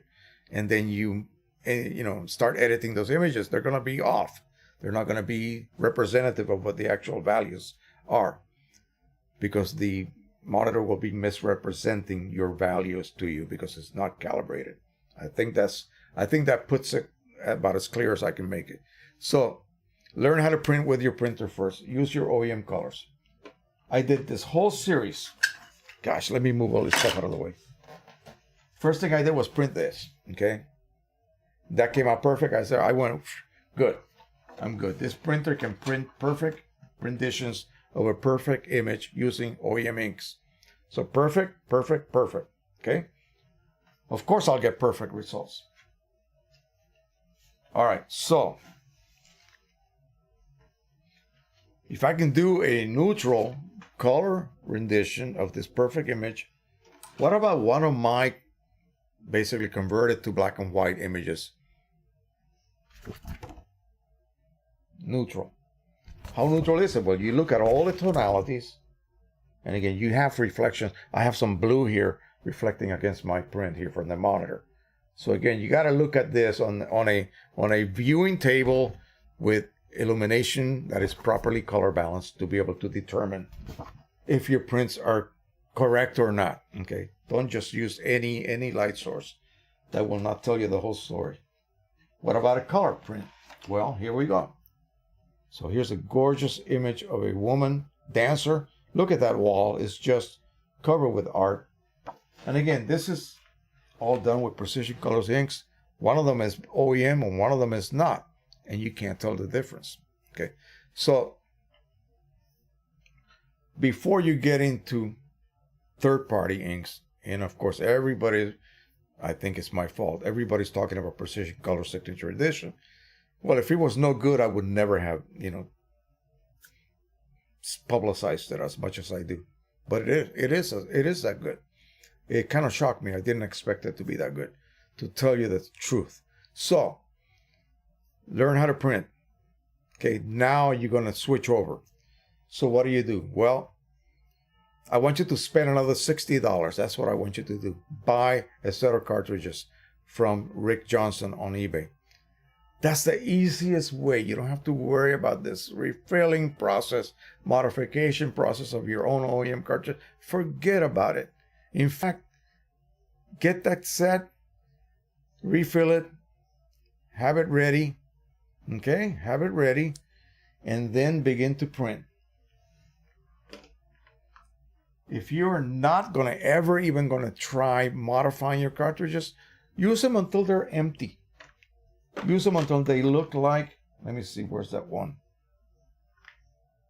Anyway, use them until they are dry, basically. The chip will say, I'm empty, remove it, and insert the equivalent color matching cartridge you refill with PC. Boom. At this point, once you get started with this, next time the magenta goes empty here, or empty here as well, exchange it for one of your PC SE refilled, already pre-modified cartridges. Okay, no fuss, no muss. Boom. You're getting close now to the last couple of OEM cartridges. Trust me, you will not see the difference in rendition. If you're one of those guys that prints, or gals that prints with nothing but the driver, this is it. This is the best solution. All of these right here, okay, all of these right here were printed with just the driver. No custom profiling was ever used. Which one is this one? Is this OEM? Is this OEM? Is this OEM? Oh, I don't know. Yeah, this one's OEM. Can you see OEM there? Well, wait a minute. If you want to show that, you need to hold it straight. OEM. And let's see. PCSE. PCSE right here. I'm smacking my microphone, I know. And there it is. This is the result you'll get, even if you're changing one cartridge at a time. Okay, this is what you can expect. Just simply printing with the driver on a Canon paper, because the driver will allow you to choose ProLuster. It will set all the physical parameters for you, and then it will then go and use that same profile automatically for you if you set your driver to color matching and then you set it to ICM mode. And I've shown you that a million times before. You do that in the driver. That way the driver will print that ProLuster paper using the ProLuster choice, whatever quality you choose to print with, size, that's up to you, and it will then lock that ProLuster profile for that Canon paper and print through it. And that's the rendition you will get. And you saw that there's no difference between OEM and PCSE.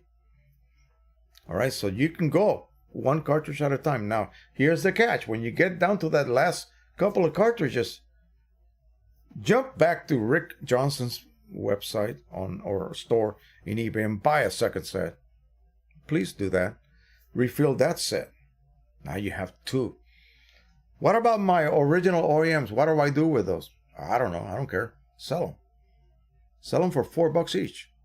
Yeah. And then just use the one set that you originally refilled, and then have that second set on standby.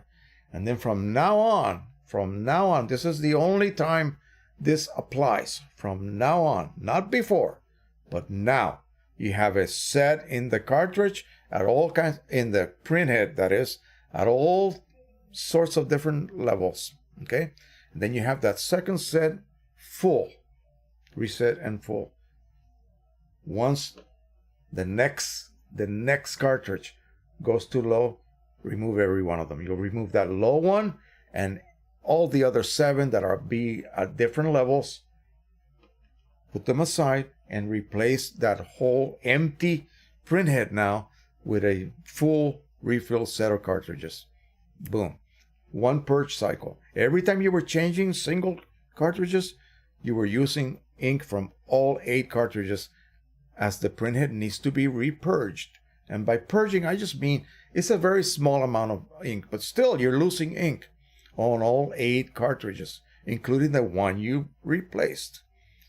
You want to do that 8 times? You did that 8 times, by the way. Yes, you did. 8 times. Every time you replace one with one of the SE filled cartridges, a global purge cycle takes place. So you did that 8 times. Now there's no need to do that any longer. Every time one, whatever color, goes low, remove the whole set, and you already have that second set of cartridges I told you to buy. And by the way, I get nothing whatsoever for this. Replace that. 1 purge cycle. How often will you have to do this? Depends on your printing habits. It could be 2 months. Like every 2 months, every 3 months, you replace a complete set of cartridges. 1 purge cycle every month. That's not bad. That's pretty good economy there. Of course, you still have to deal with the auto cleaning cycles the Pro-100 bestows on you, on all of us. But, you know, that's just something that Canon printers do. We just have to live with it. So, clear? So, 1 cartridge at a time from OEM to PC. Oh, but I still want to modify my own. Well, you better be faster than Speedy Gonzalez. Okay? Because when you put that printhead on cartridge mode, exchange mode, meaning that the printhead assembly is in the middle, you remove that empty or low one, you better be able to modify it, drill it, reset it, refill it, let it settle down in about 3 to 4 minutes. That's too much. That's too much pressure on me. Okay, I don't think I couldn't handle that emotionally. Okay, tick tock, tick tock, tick. The printhead is just waiting to say, "Hey, are you done yet? I'm gonna move over to the right again." No, you don't want to do that. So again, the most painless way is to buy that set of extra pre-modified cartridges. And I thank the good Lord up above that Rick Johnson took it upon himself, after listening to me for a while, to start up this little business that he's got going. If you want to sell him your cartridges, he'd be willing to trade you for new ones. I believe so. You can contact him and just discuss that with him. Just tell him I sent you, and he'll take care of you. He's got everything else you need also. He's got the good clips, which are these right here. Not these. Where are my bad original clips? I don't know where I put it. Anyway, you know what I'm talking about. These are your originals. So you don't want those. Those have to be taped. They have to be rubber banded on. All kinds of things that you need to do to be able to seal. These seal on their own. Okay? If you still decide to flush your own, then buy extra clips. Buy extra clips from Rick. Okay? And then what you do is you get a Dremel tool. You drill a little hole the diameter of the needle. Cut it with a cutting wheel so that you only are basically poking through the silicone gasket. Use some gap filling type cyanoacrylate or crazy glue. There's something called activator. You can get it at most hobby shops. Create quite a wall of glue here, and that will really make a secure glue, if you will. And this can be clipped to the bottom of the cartridge. Let me see my beautifully flushed cartridge here. Where are you, baby? Right here. Okay. So say you went ahead and flushed your cartridge because you're stubborn and didn't want to listen to me. So you have one of these now. Here's what you do. How do I get that water out? Okay, how do I get that water out? My cartridge has to dry. And I don't have a replacement. Oh my gosh. Well, you better have a replacement. You cannot leave that printhead without a cartridge. That's why I say just buy those cartridges. Okay, because if you remove that, you better have something to replace that empty slot. You have to. The printhead cannot just sit there without a cartridge. Period. You get this. You got water in here still. You get this and you lock it in place until you hear that click. Right there like that. Okay, click. Very tight seal. Attach a syringe and suck back. That's it. That's how you suck out the water. Okay, there's no other way you're going to do this. And then what I do, and this is what Rick does too. We use a sort of like a toaster oven with a big pan lined with paper towels. We laid the cartridges down. We set it to like 100 degrees only, 30-minute intervals, and check the weights. When they reach 13.6 grams, this is just a plain cartridge, no clip attached or anything, any of the sort, no plug either. 13.6, 7, sometimes you can get it down to 13.5, but it depends. They're ready to be refilled at that point. If they have any kind of moisture in them, they will not allow the ink to permeate the sponge, and you will not get a correct refill. Did I scare you? I hope so. Yeah, consider just getting those pre-modified cartridges. It's just, oh, it makes life so much easier, believe me. When you buy the ink from Precisioncolors, they will provide you with a CLI-8 cartridge. They're identical. They are identical bodies. The chip is different. So you have to get your own yellow chip, remove it, and somehow attach it to the CLI-8. You're going to have to remove that chip, toss it in the trash, and attach that new chip. Make sure that it's aligned properly. Well, so now you're really scared. Oh, I can't do that. I can't do that reliably. Again, that's why I say buy that set of cartridges. Again, your problems will be over. No problems at all. Okay? Yeah. I wouldn't recommend something that would cost you, to have to use money if I really didn't believe in it. Okay? Otherwise, I just say, oh, that's not necessary. You can just do that on your own. In fact, keep your cartridges and do practice. Do practice on them. You might ruin one, but the rest of them might be perfect, and you can then, reuse them at your own leisure.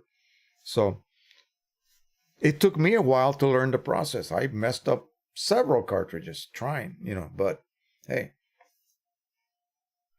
All right, so let's see who else is on the chat, and then we'll go back and discuss one more subject that I kept getting questions on, and I just don't understand. It's difficult to kind of grasp this, but anyway, we'll get to that in a second.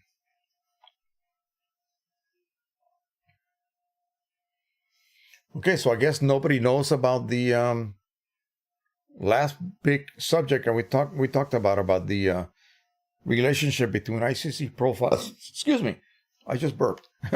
What a pig. Relationship between ICC profiles and possible banding, being a cause for banding.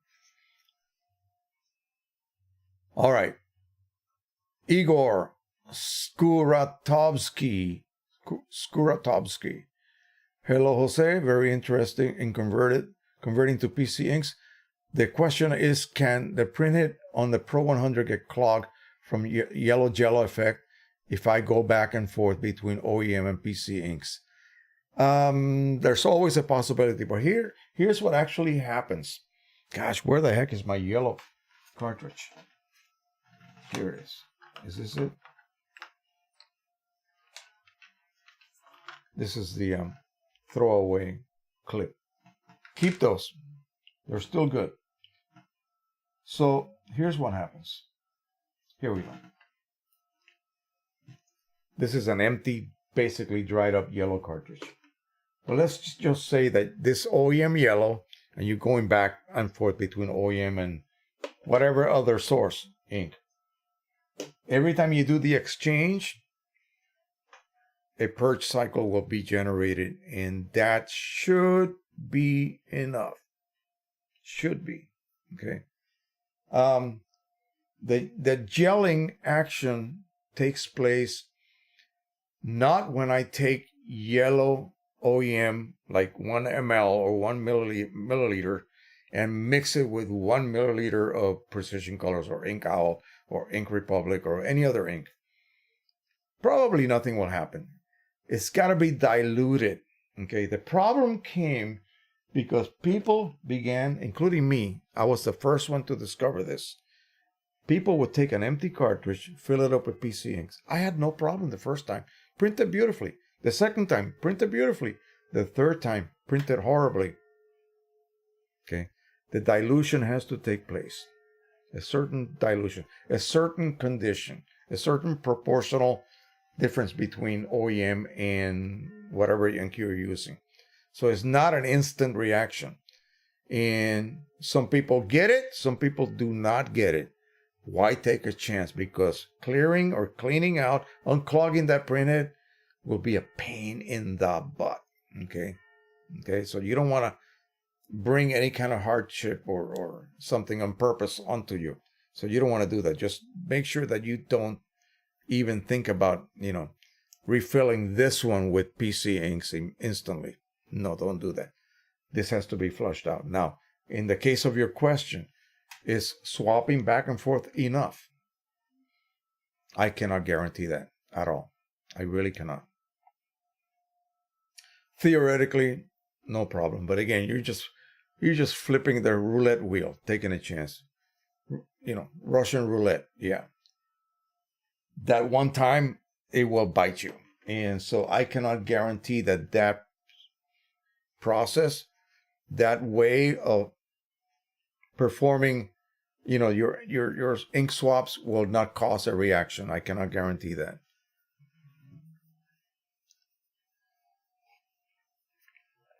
Because you might end up just creating what they call the perfect storm with just the right proportion left over. I think if you immediately print something after an exchange, you should be okay. But what happened with me was, yeah, I printed perfectly. But I then let it sit for a couple of days. And I was on my way to the airport to visit my then living mother. And I was making some prints that I knew she would like of the family. And I set up a queue on my Qimage. And I went upstairs, make some last minute arrangements and, get my suitcases in the car and whatever. When I came down, I had cyan magenta looking prints. Nothing was neutral. Very cyan and magenta. The yellow channel was gone completely. All I could do at that point was to just stop printing. I did not take the prints, obviously. I went to visit my mom. Came back days later and I had to remove the printhead and very painstakingly flush it with Windex. Okay. And that did clear it. So it wasn't like a death sentence for my printhead. It was able to be revived by using Windex. I had to do it for days.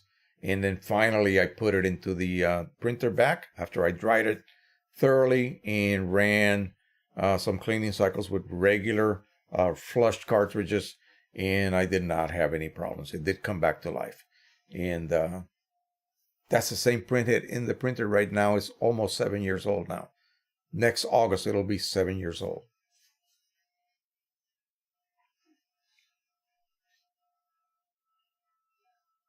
Igor says, considering the proper cleaning to yellow cartridge. Yeah. And by the way, the proper cleaning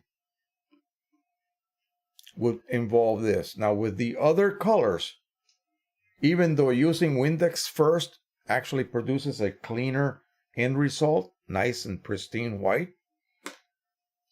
with no hint of the previous ink. With the yellow, you absolutely have to begin with Windex.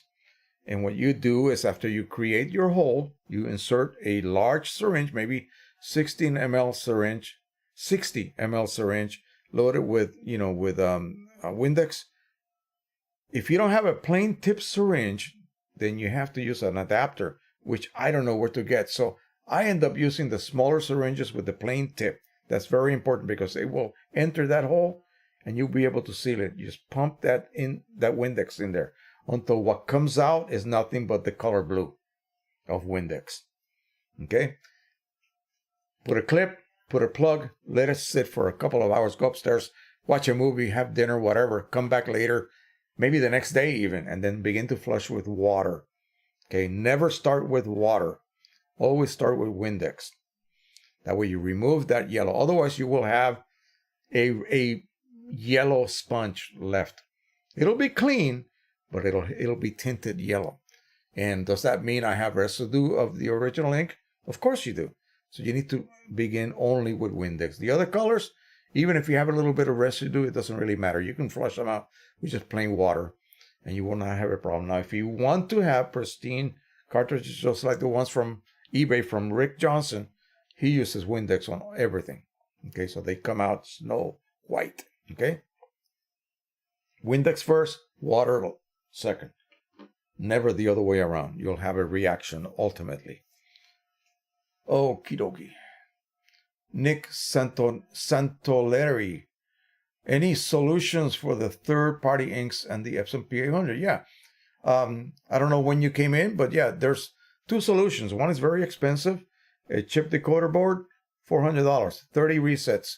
That means global resets, not individual resets per cartridge. That means the whole 9 cartridges are reset to full. Or a certain firmware you can install using the WIC or WIC tool. And you buy the serial number for the firmware, and that'll cost you $60. It will render the printer once you successfully install the firmware. You got to use that tool. It will render it basically always full. In other words, it will no longer need the chips for ink level indication. It'll only need the chips for color ID. So the levels will always be indicated as full, and the colors will match as far as ID recognition goes. The only catch is that, of course, you'll have to use a refillable set of cartridges. And I recommend that you just begin with a refillable set of cartridges. Forget about the firmware yet, because you can use them once. Once one of them reaches empty, that's when the problem starts. That's when you better have some other option, because there's no way they're going to reset to full.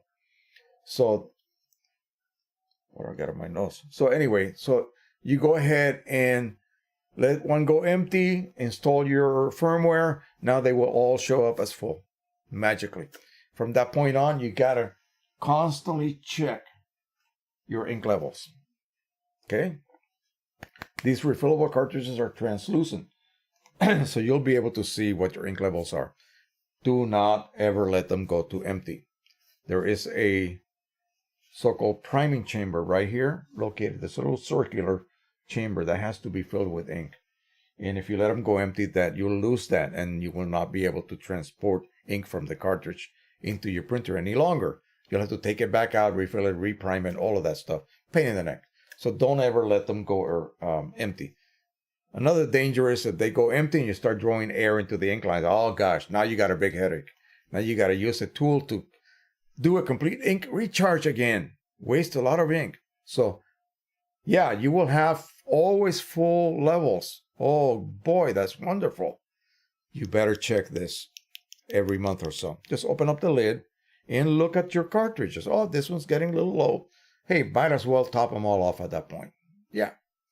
And I modified these so that I can top them off while they are installed in the printer. All I did was drill a hole the same diameter as this one and put a second plug. I'd never have to use this any longer, and that allows me to refill the cartridges while they are in place. Just like the ones for the R3000 or the P600. The plug, when you open up the lid, the plug is staring right at you. You remove the plug and you fill them up right there in place. Yeah, so that's it. The only catch, like I said, is you have to monitor your ink levels. Your maintenance cartridge will also be declared always empty. Even if it's overflowing with waste ink, it will reflect as empty. Again, that's another subject. You have to learn how to repack those cartridges. But yeah, there are those two options. The third option is a little odd, but you know, buy a printer overseas and have it shipped to you. Yeah, big money. You might as well buy the decoder board. All right. Note cards that are 5x7 pigmented ink, third-party ink. What are you asking, Nick? Whether you can do that? Of course, yes. Let me show you the note cards that I use.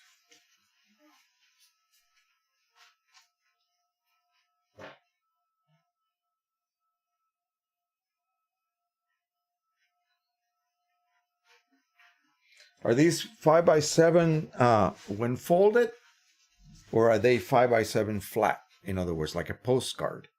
I use the pre-scored cards from Red River myself, and they're wonderful. Here's what they look like, and they are pre-scored, so you can fold them in half. This is what the product looks like. You can create a template because they are not a standard size.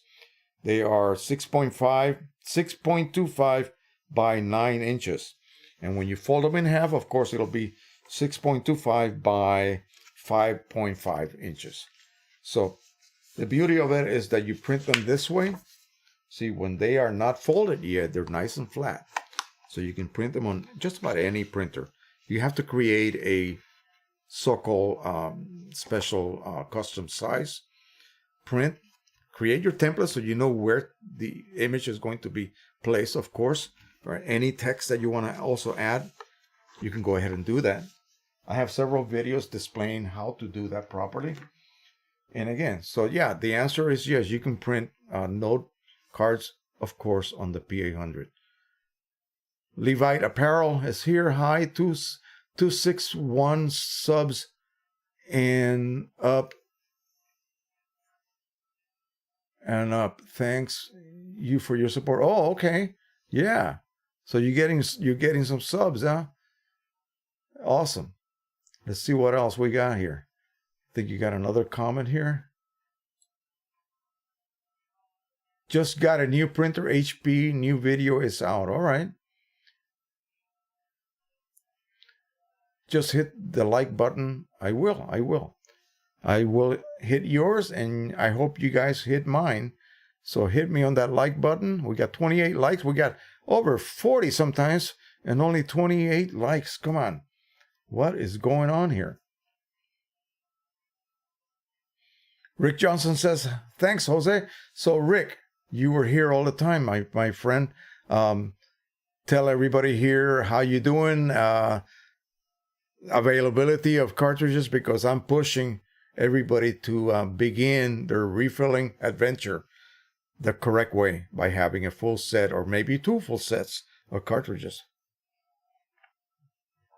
Guarantee you will not have any problems if you go that route.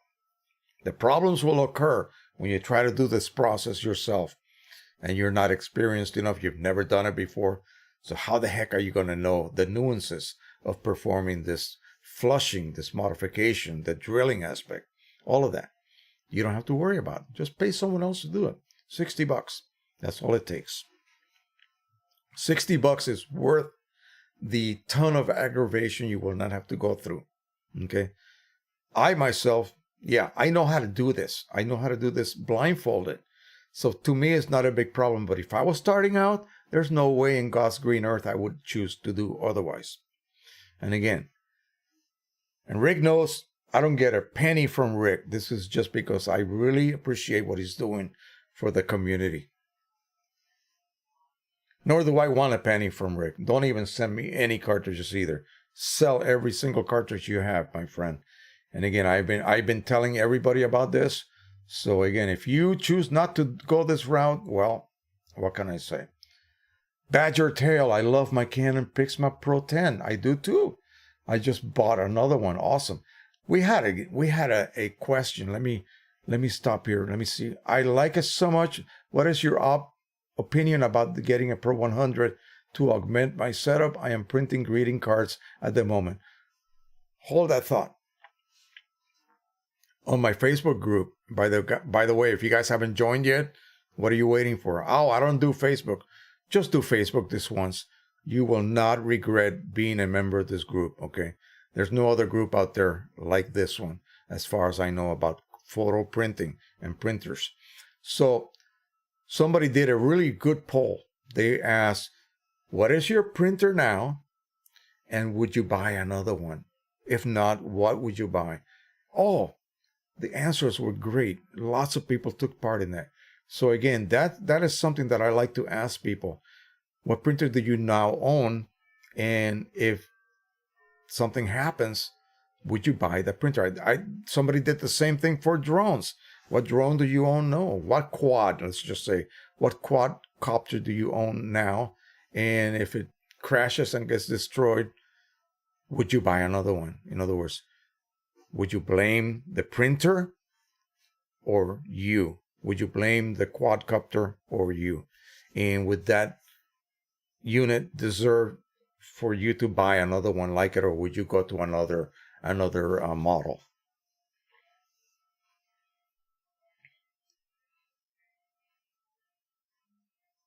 Pro-100 versus a Pro-10. Okay, so Pro-10, of course, 10 color pigment inks, wonderful printer. Chroma optimizer, awesome. Pro-100, awesome. Come on. You cannot argue with these results. I'll just keep bugging you guys with the same thing every week. But again, you just have to admit that, and I think it's because I was just plain shocked when I saw the results coming out of my printer. And something that is not as impressive, let's just say, would be just a plain black and white image. Okay, let's just look at this one.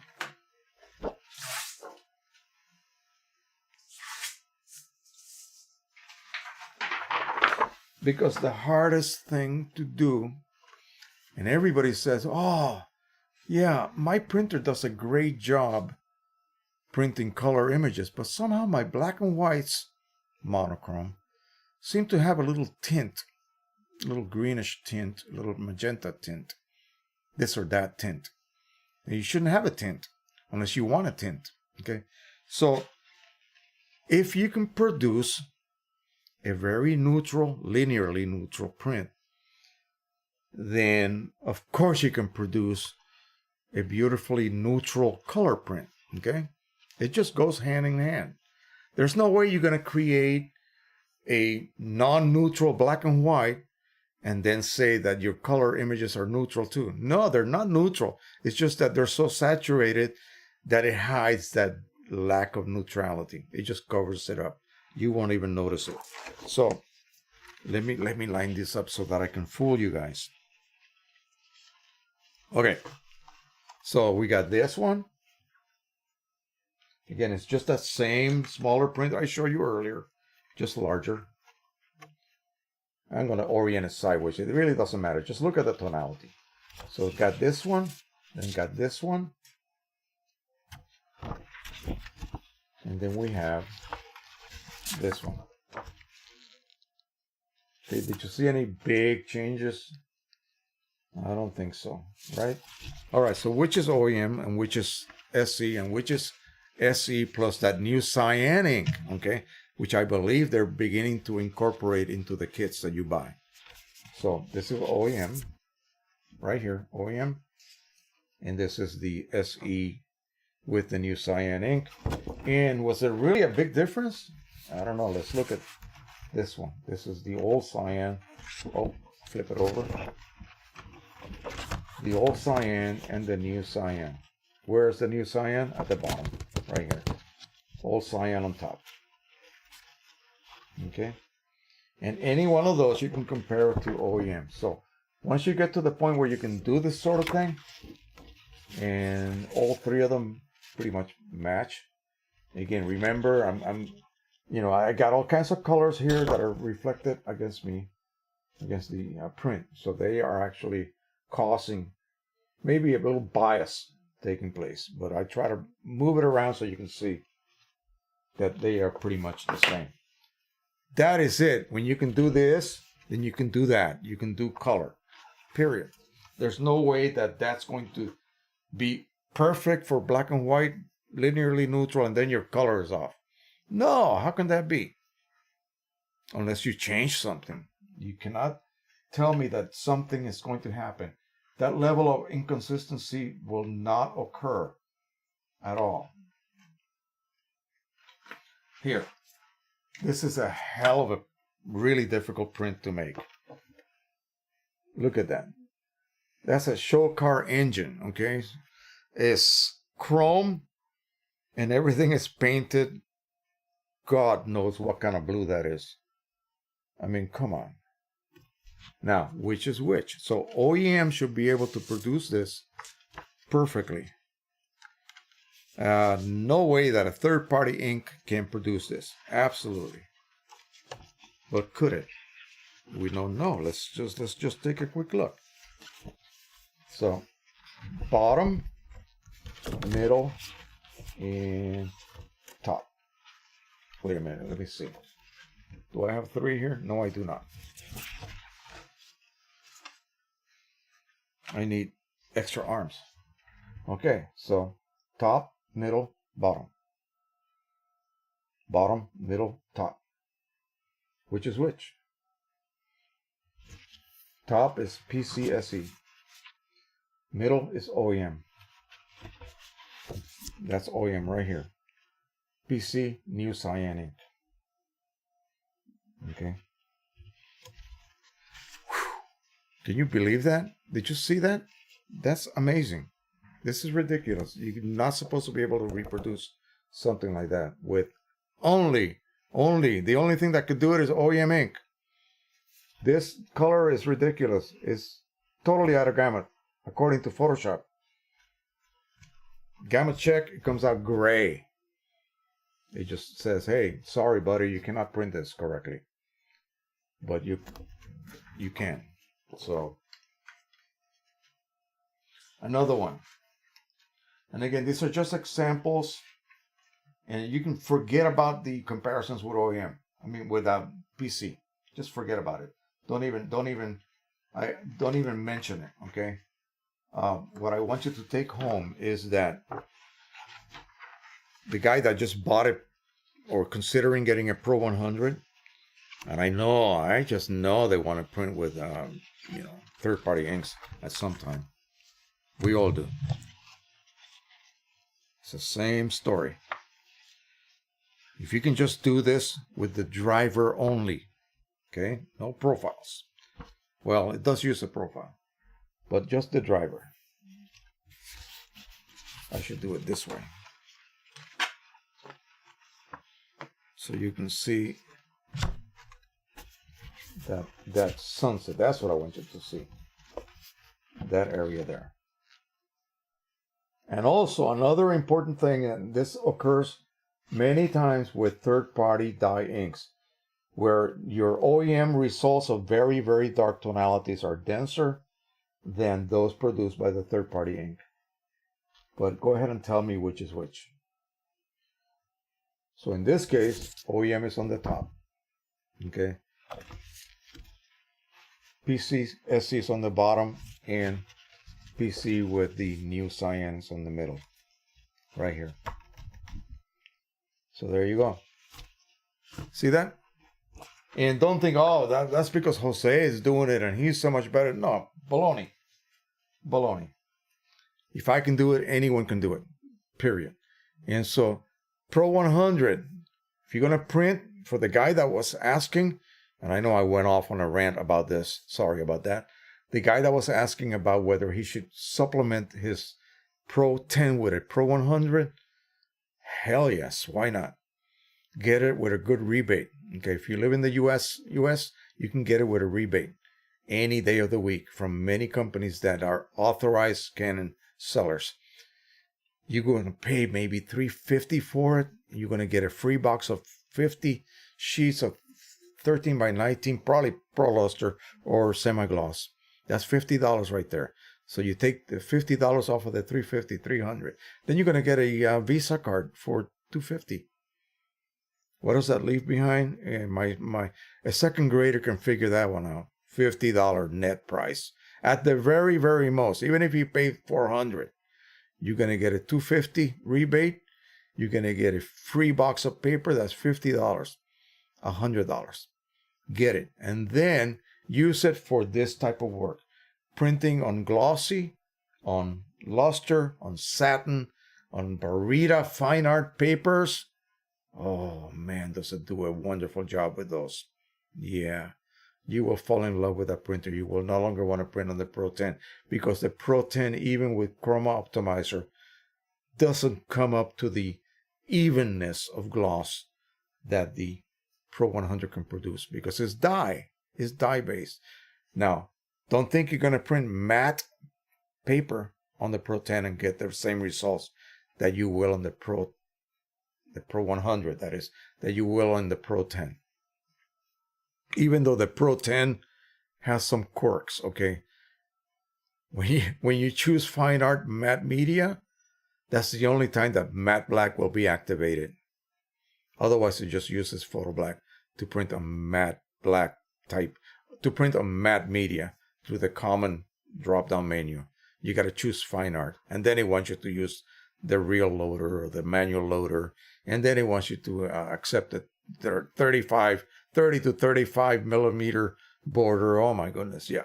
So not the best choice, but you know, you have to live with that. So one hack that you can do, let me see if I have one here. Nope, they're over there. So one hack that I have done is this. So since I make my own profiles, I'm able to just take advantage of this. Normally, you would have to choose, again, go through that route with the so-called fine art matte media setting. And that imposes all of these things on you. Loading through the manual feeder, accepting that white border, all of this stuff. No, don't do that. Here's what happens. Take and you buy from whomever you want to buy it from on eBay, just an extra photo black cartridge, okay? And if nothing else is available, just buy one.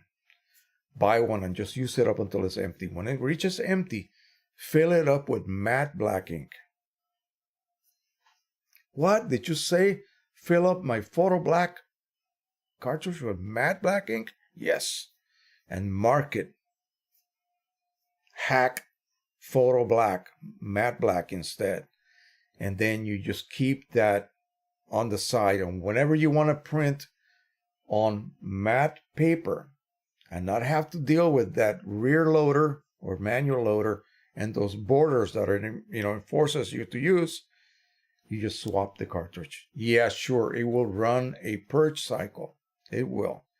But if you have a good dozen prints to make on matte paper, and you don't want to have to go through the actual fine art paper setting just so you can activate matte black ink, which you really need if you want a nice dense black.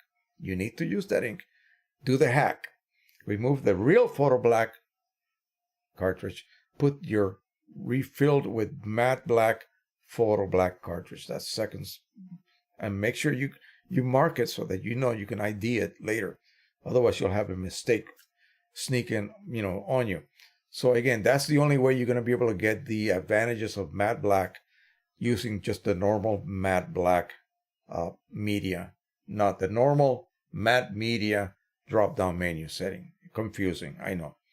But anyway, that is one of the hacks that we have done. Precisioncolors has made profiles for all of their papers using that hack. Okay, so all of the matte papers that they have profiles for, they were actually made using the normal drop-down menu for photo matte paper. Okay, now can you actually get a good black, okay, with the Pro 100 on matte paper?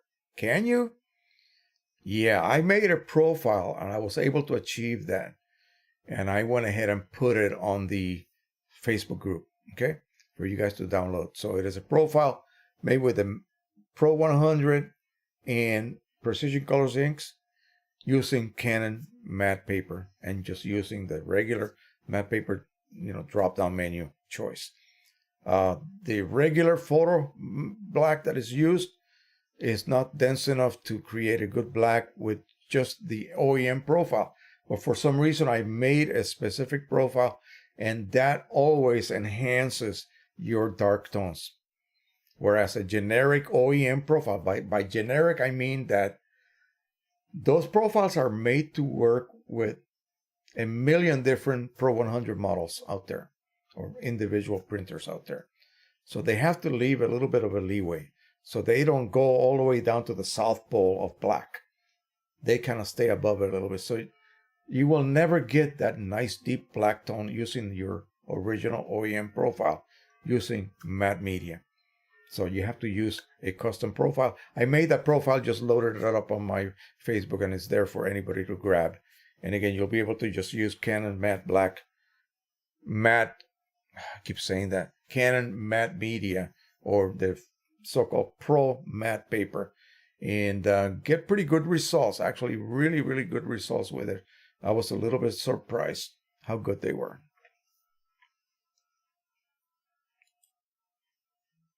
Now, one more subject, and then I'm going to switch over to those who are interested in drones. Again, they're used for photography.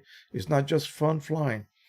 I will discuss something that just happened just recently, and I was able to take advantage of it. But let's continue on here.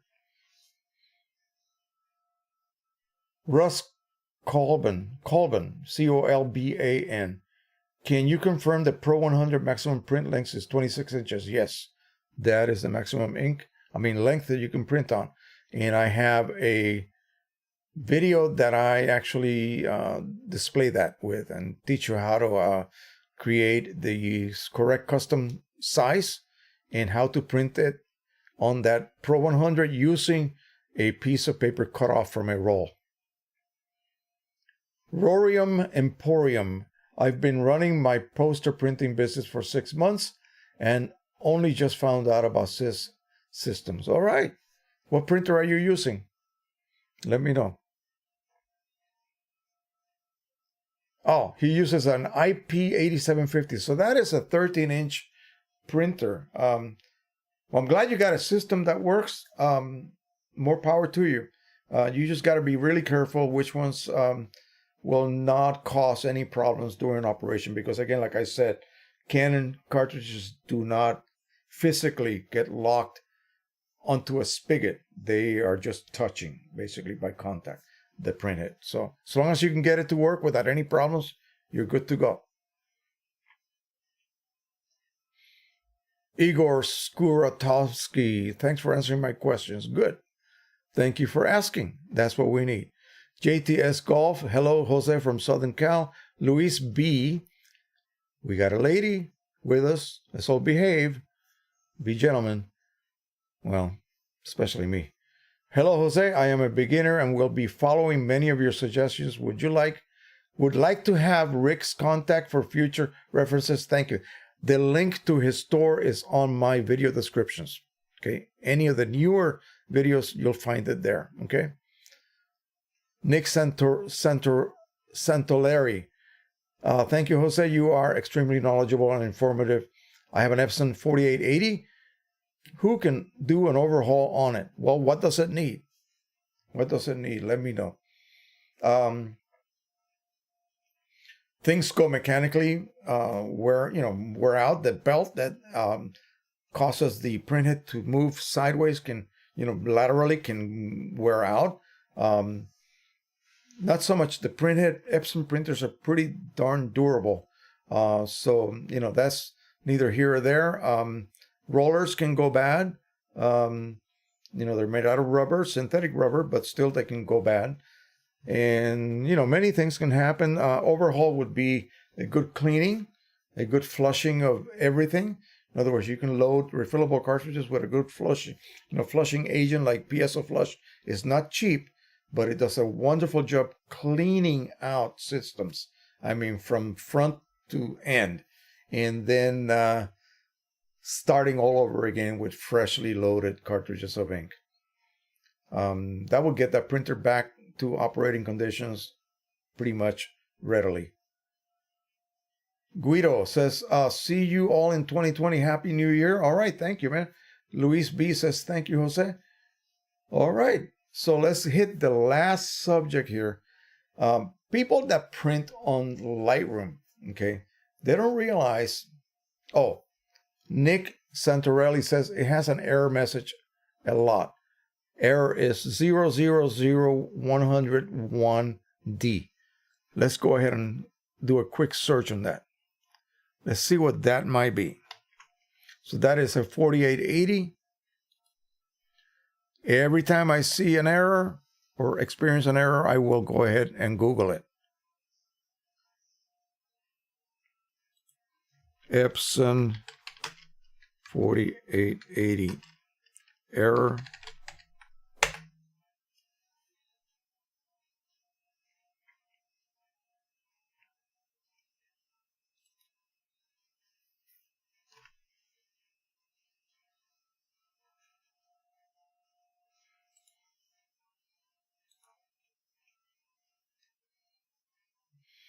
Okay, that was 00. Let me make sure I got this correctly.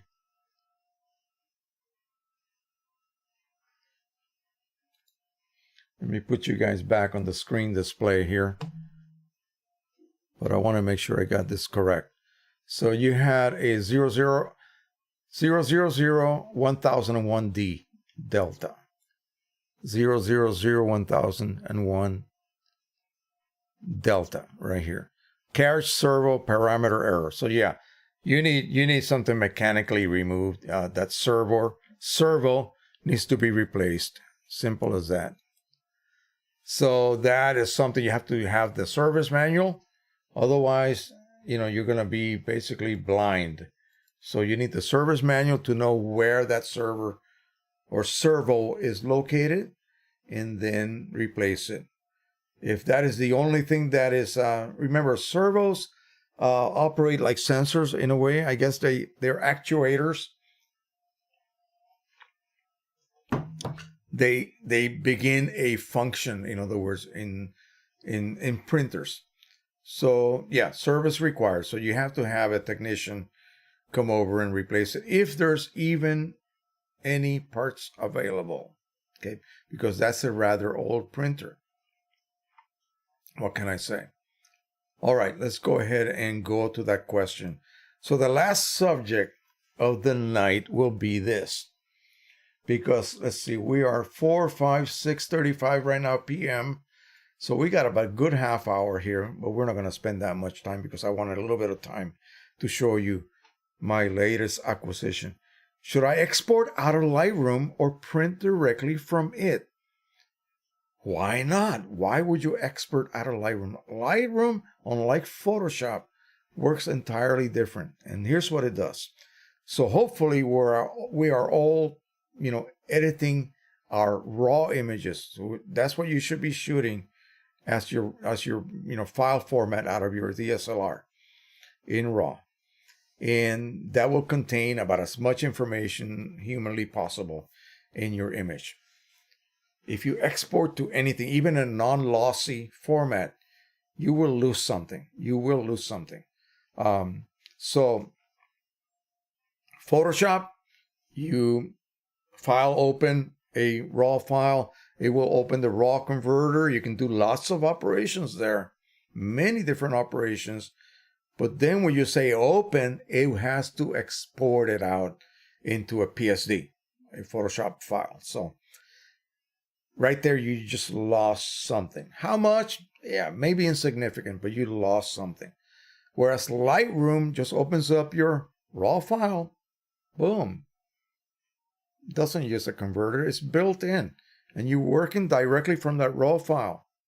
Okay, in Photoshop, when you make an edit, unless you save that new edit as save as and give it some other name so that you lose your original, you get me? You know, in Lightroom, you don't have to do that. Every edit you make is saved in the history. And it's just, I forget what the term is, but it just uses like metadata or something to remember and also display to you openly all of your different changes. So if I make 50 different adjustments to an image, I can go back to any of those 50 edits just by looking up the list and just clicking on a particular point in time where I was performing, and then proceed from then on to do some further new edits.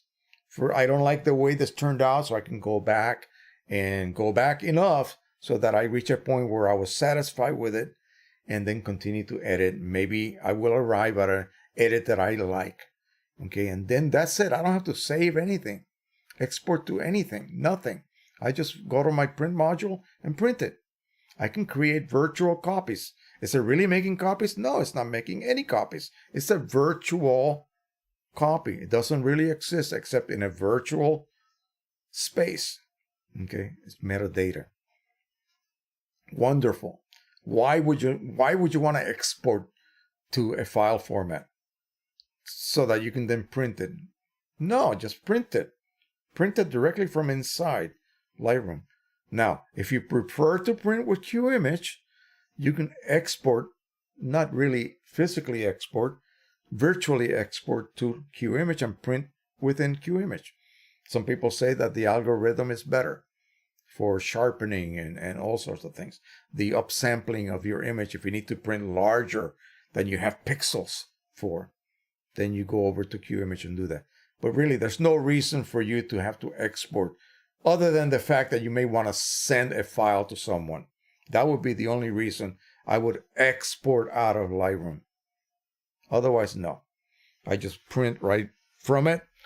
And again, like I said, if I close it, even if my computer just kind of power outage and it crashes and I have to wait till tomorrow to reopen it, I will be at the very last edit that I perform on my image. It'll open up at that point, and I can still go back in time and go to any other previous edit point. And maybe I want to create a virtual file from that, because I want to try maybe 4 different examples of it. So I could make 4, 5, 6 different virtual copies and apply different edits to them. Yeah, and they all exist in a virtual space. Okay, they're not physically creating files. You're not taking up tons of hard drive space or storage space. All right, we got 34 people now.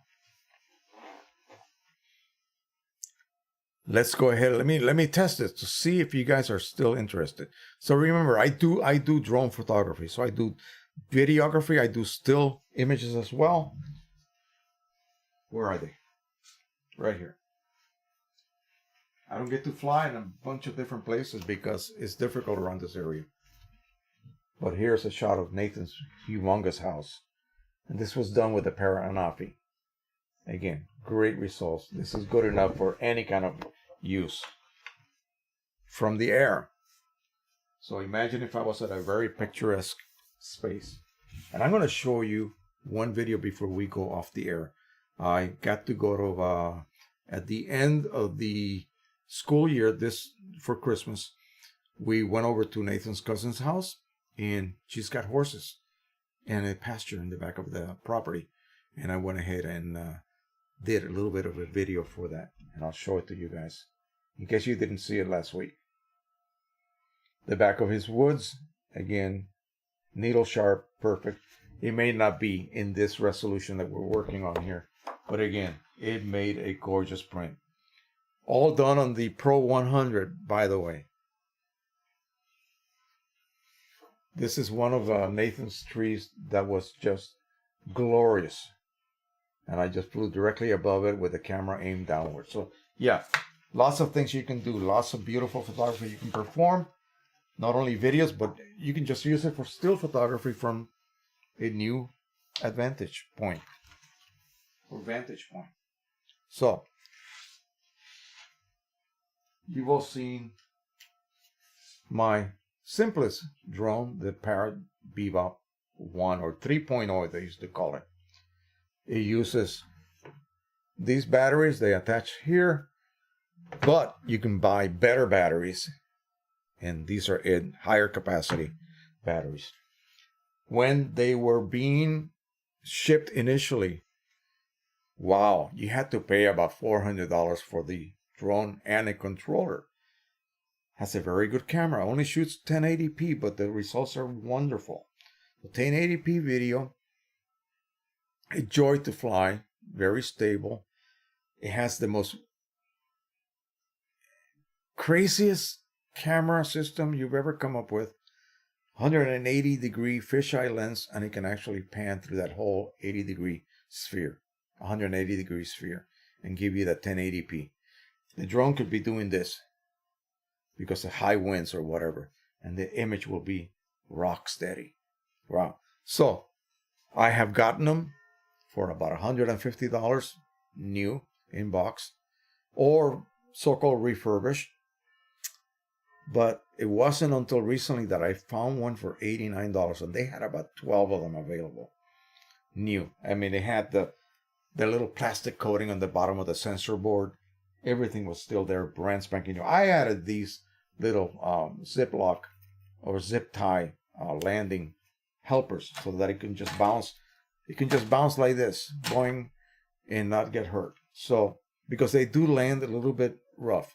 They do not do a very gentle landing because they have these downward sensors that check the ground, and they don't want to go lower than 2 feet. At that point, finally, when it decides to land, it drops down rather quickly, and it is a little bit of a bounce. You don't want to do that on the bare legs right here. So I added this little springy type of additional help, if you will. And I got that idea from a YouTuber that did it a long time ago. So here we are. We're losing people left and right here. I know nobody cares about drones, but again, when they see one fly and they see the results that I get, they change their minds tremendously.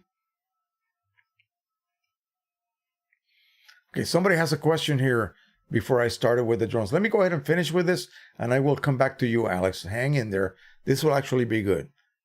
George Gabb is leaving us. All right. Good night, my friend. Have a great evening. Okay, so I got to get the right page. So I was browsing through eBay, and what do I see? Parrot Bebop quadcopter camera, drone 14 megapixel, full HD 1080p, red without battery. So this is without a battery, which is fine. These batteries are no longer really that reliable. You have to buy a third-party battery anyway to get any kind of reliable flights as far as length goes.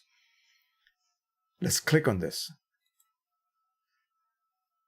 $54.99 refurbished with all of the propellers and propeller guards, everything included, just no battery and no controller. You have to get a controller. You can actually just use your phone if you're really good at maneuvering with a phone or a tablet, or just get what they call a fly pad. This is $26 right here. It looks like a game controller. Phone attaches here, and this hooks up to your copter via Bluetooth.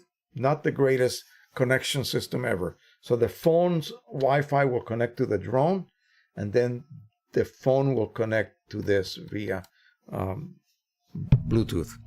And then you can fly that drone anywhere. Okay, so for $54, it's coming tomorrow. There's no more available. All of them sold. So there you go. So that's what I'm talking about. And these are the batteries that you need to get, the third-party batteries. This will get you started. For less than $100, you can get started. 25 for the 25, 26 for the controller. You got your phone already. You get one of these batteries here, and you're ready to go. and $50 something for the drone. Again, you're getting a drone that used to sell for $200. Okay, let's quickly go through. Oh, I haven't even hit the questions on YouTube yet. Oh, I don't think we'll have time for that. Let's go ahead and open up my drive. And we're going to go ahead and check out the video that I just recently did. And I think I played this one last week. But in case someone didn't see it, here it is again. I'll be quiet.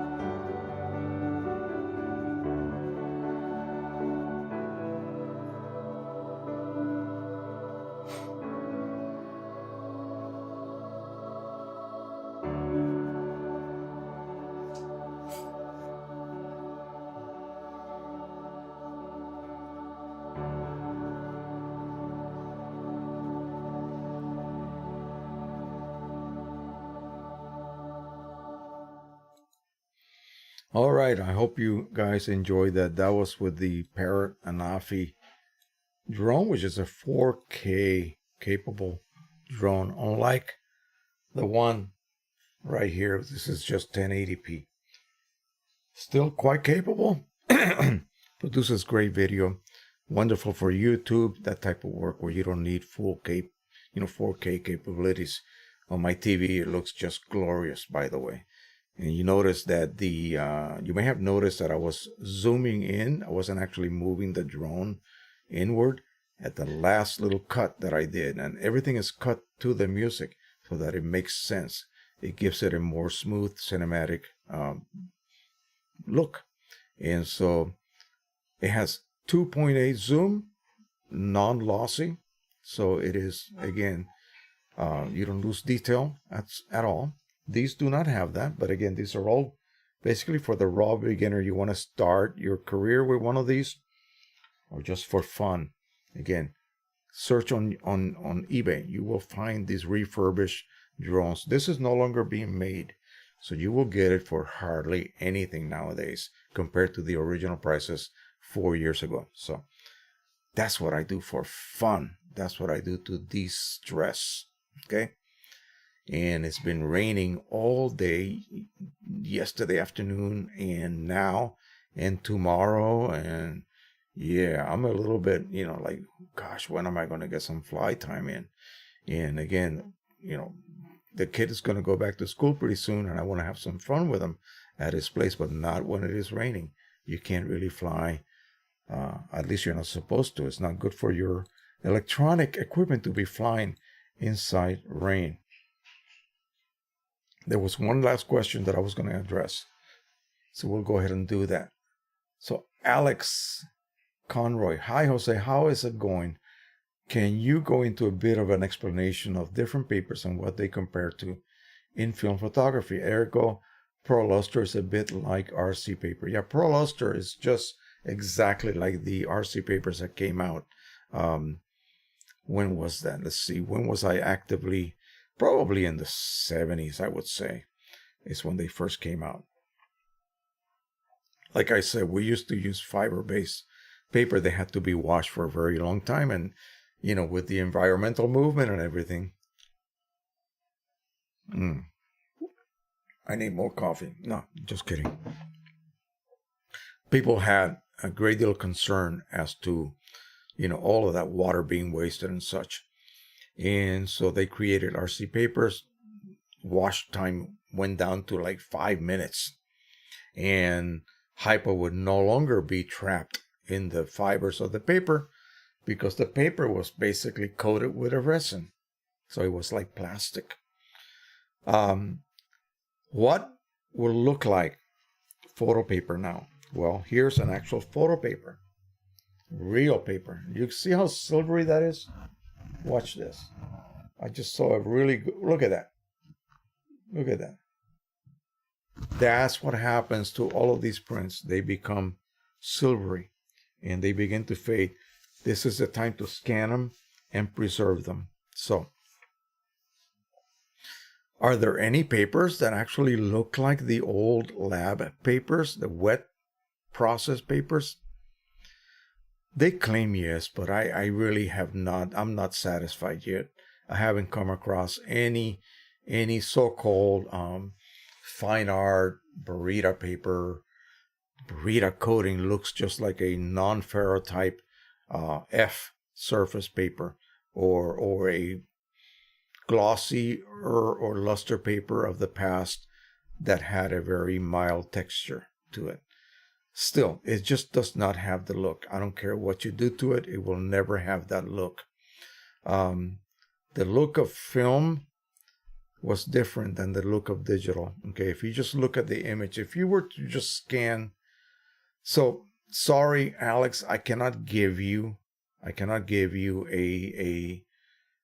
perspective, if you will, of what paper today for inkjet processing can compare to, say, one of the more popular papers back in the days of lab processing and lab printing. Here's the reason. the images will never look. I don't care if you print them on a paper that absolutely matches the look of an older paper. The image will not look correct. The reason is that especially when dealing with black and white. So black and white film, especially back in the 70s when the higher speed films were more prominent. The grain was non-linear. The clumps of grain would vary in size depending on the density of the negative in a particular area of the negative. A negative that has, for example, a dense area, that would be a highlight, okay? And a nothing would be a shadow, okay? And then everything in between. So as you went from nothing, meaning a black detail, less shadow, that just means film with no silver on it, gradually up the scale to your brightest highlight, you would have coarser and coarser and coarser grain particles or clumping. So again, it wasn't like I just threw a filter and created fake grain. No, the grain had to be different shapes. It was it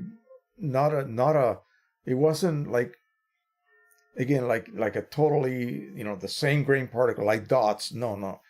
The grain on real film varied in size and composition and shape and orientation and all of that.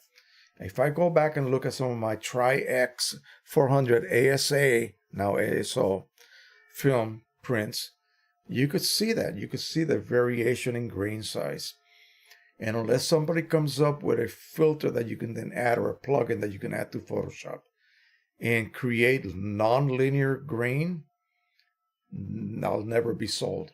The only thing that will sell me at this point, the closest you can get, is to go back to your negative collection, or if you're still doing lab film developing on your home, you could do that easily. All you need is a tank and some chemicals and a place that's absolutely black that you can turn into a no light situation, like maybe your bathroom with a dense curtain across the window, or at night.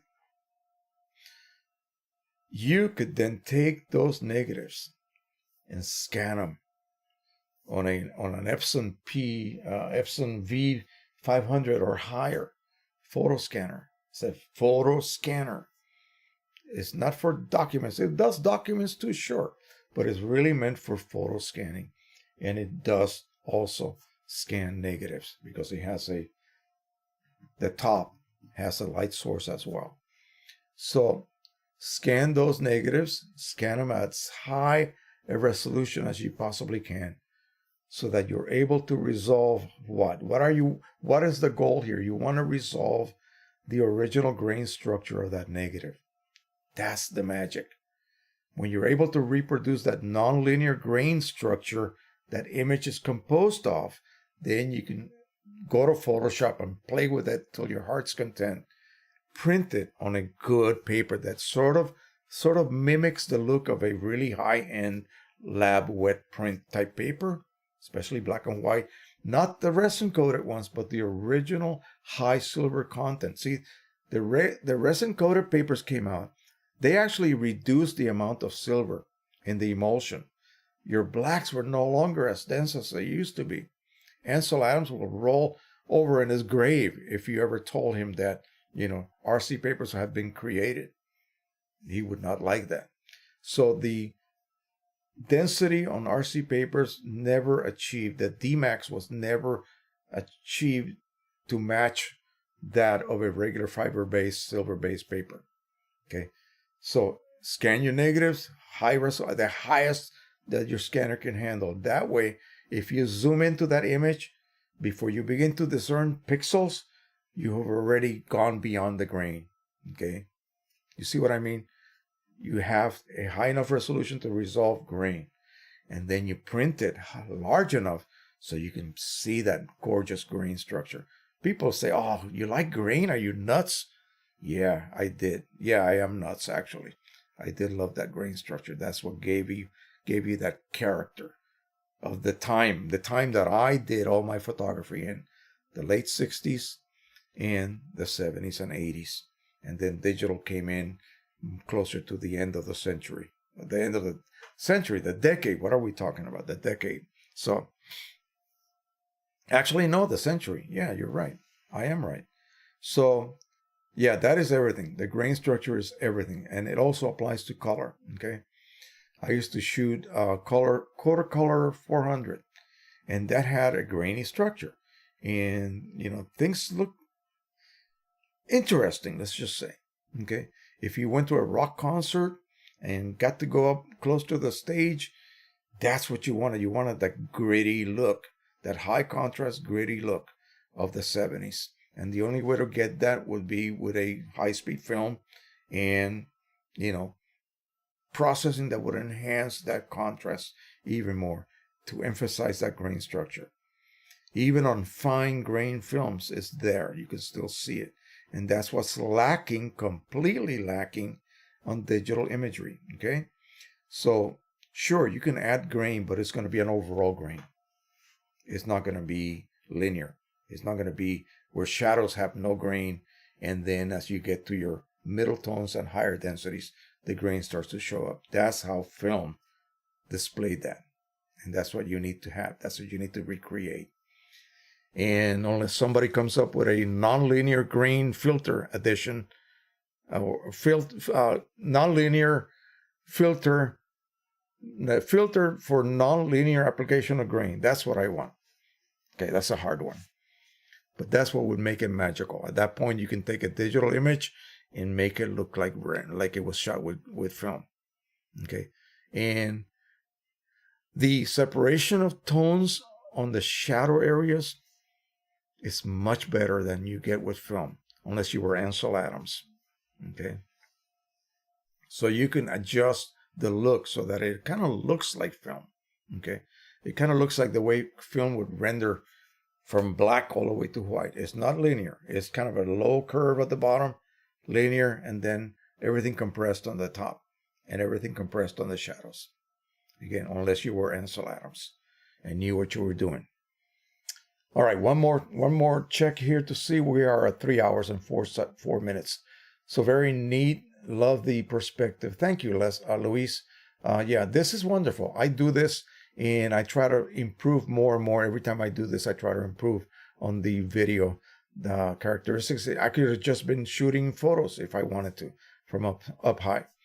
I recently had the owner of that house where the horses are, came over for Christmas Eve dinner. And before it got a little bit dark outside, we went outside and I demonstrated my Anafi to him. My Anafi is probably my best drone. I do have some rather large professional drones that I only use for certain things. And those are a little bit not as convenient to carry anywhere. And you really need to be in special areas to fly them because they are kind of large. Okay, Luis is signing off. Glad to have you here, my dear. Alex Conroy, what paper do you think would match older fiber-based papers? I have no clue. I'm sorry. I think we discussed that already.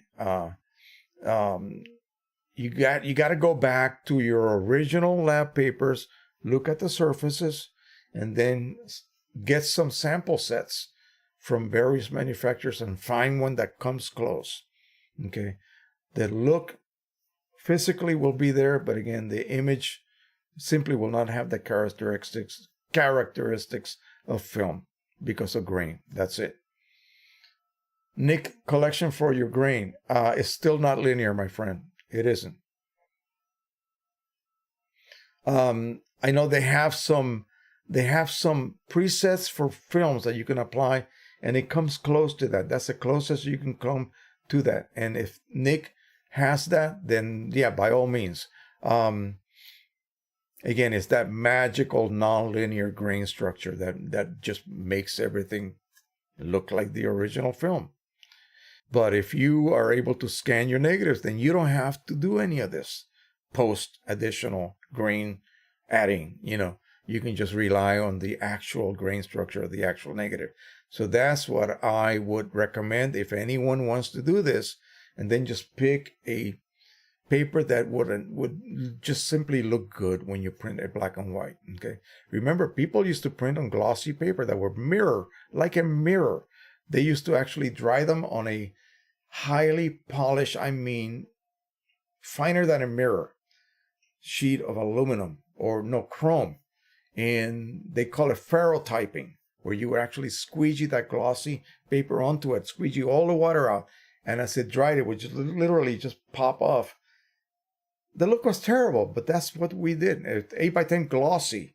That's how it was done. It was ferrotyped. Then later on, we started just drying those papers on the opposite side of the dryer so that it would just be touching the canvas that keeps the paper down rather than the ferrotype surface. And then you would get that end look, end surface look, which is kind of a not glossy, but sort of semi-glossy. But it would be smooth, you know, no texture whatsoever. They had some horrible papers back then, okay? Don't get me wrong. They had something called silk. You know, it looked like a window screen. Yeah, it was terrible. The images I'll be printing are from scan negatives. Awesome. That is the way to go. That is it. But again, like I said, if you don't want to add grain, if you're scanning your negatives, the grain's already there. So you don't need to add anything through any kind of filter or plugin. It just doesn't make sense to me. You would be like adding a sys to a printer that already has a system similar to a sys. Double sys. There's no point. Okay? It's like having a car pull a car. And you're in the car being pulled. You know, no. You see what I mean? It's just redundant. So anyway, enough about that. We still got 26 people here. So I'm going to go ahead and say goodnight because it is getting late and I want to go grab some din din upstairs. I did have an earlier bit of, we had some beans and hot dogs. So that was a simple meal. Alrighty, so let's go ahead and pick something interesting here. I think I'll just use the same file that I used earlier. Yeah, good night to everybody. All right, thank you for joining me. We'll see you next week. Again, same time, 4 o'clock. Bye-bye.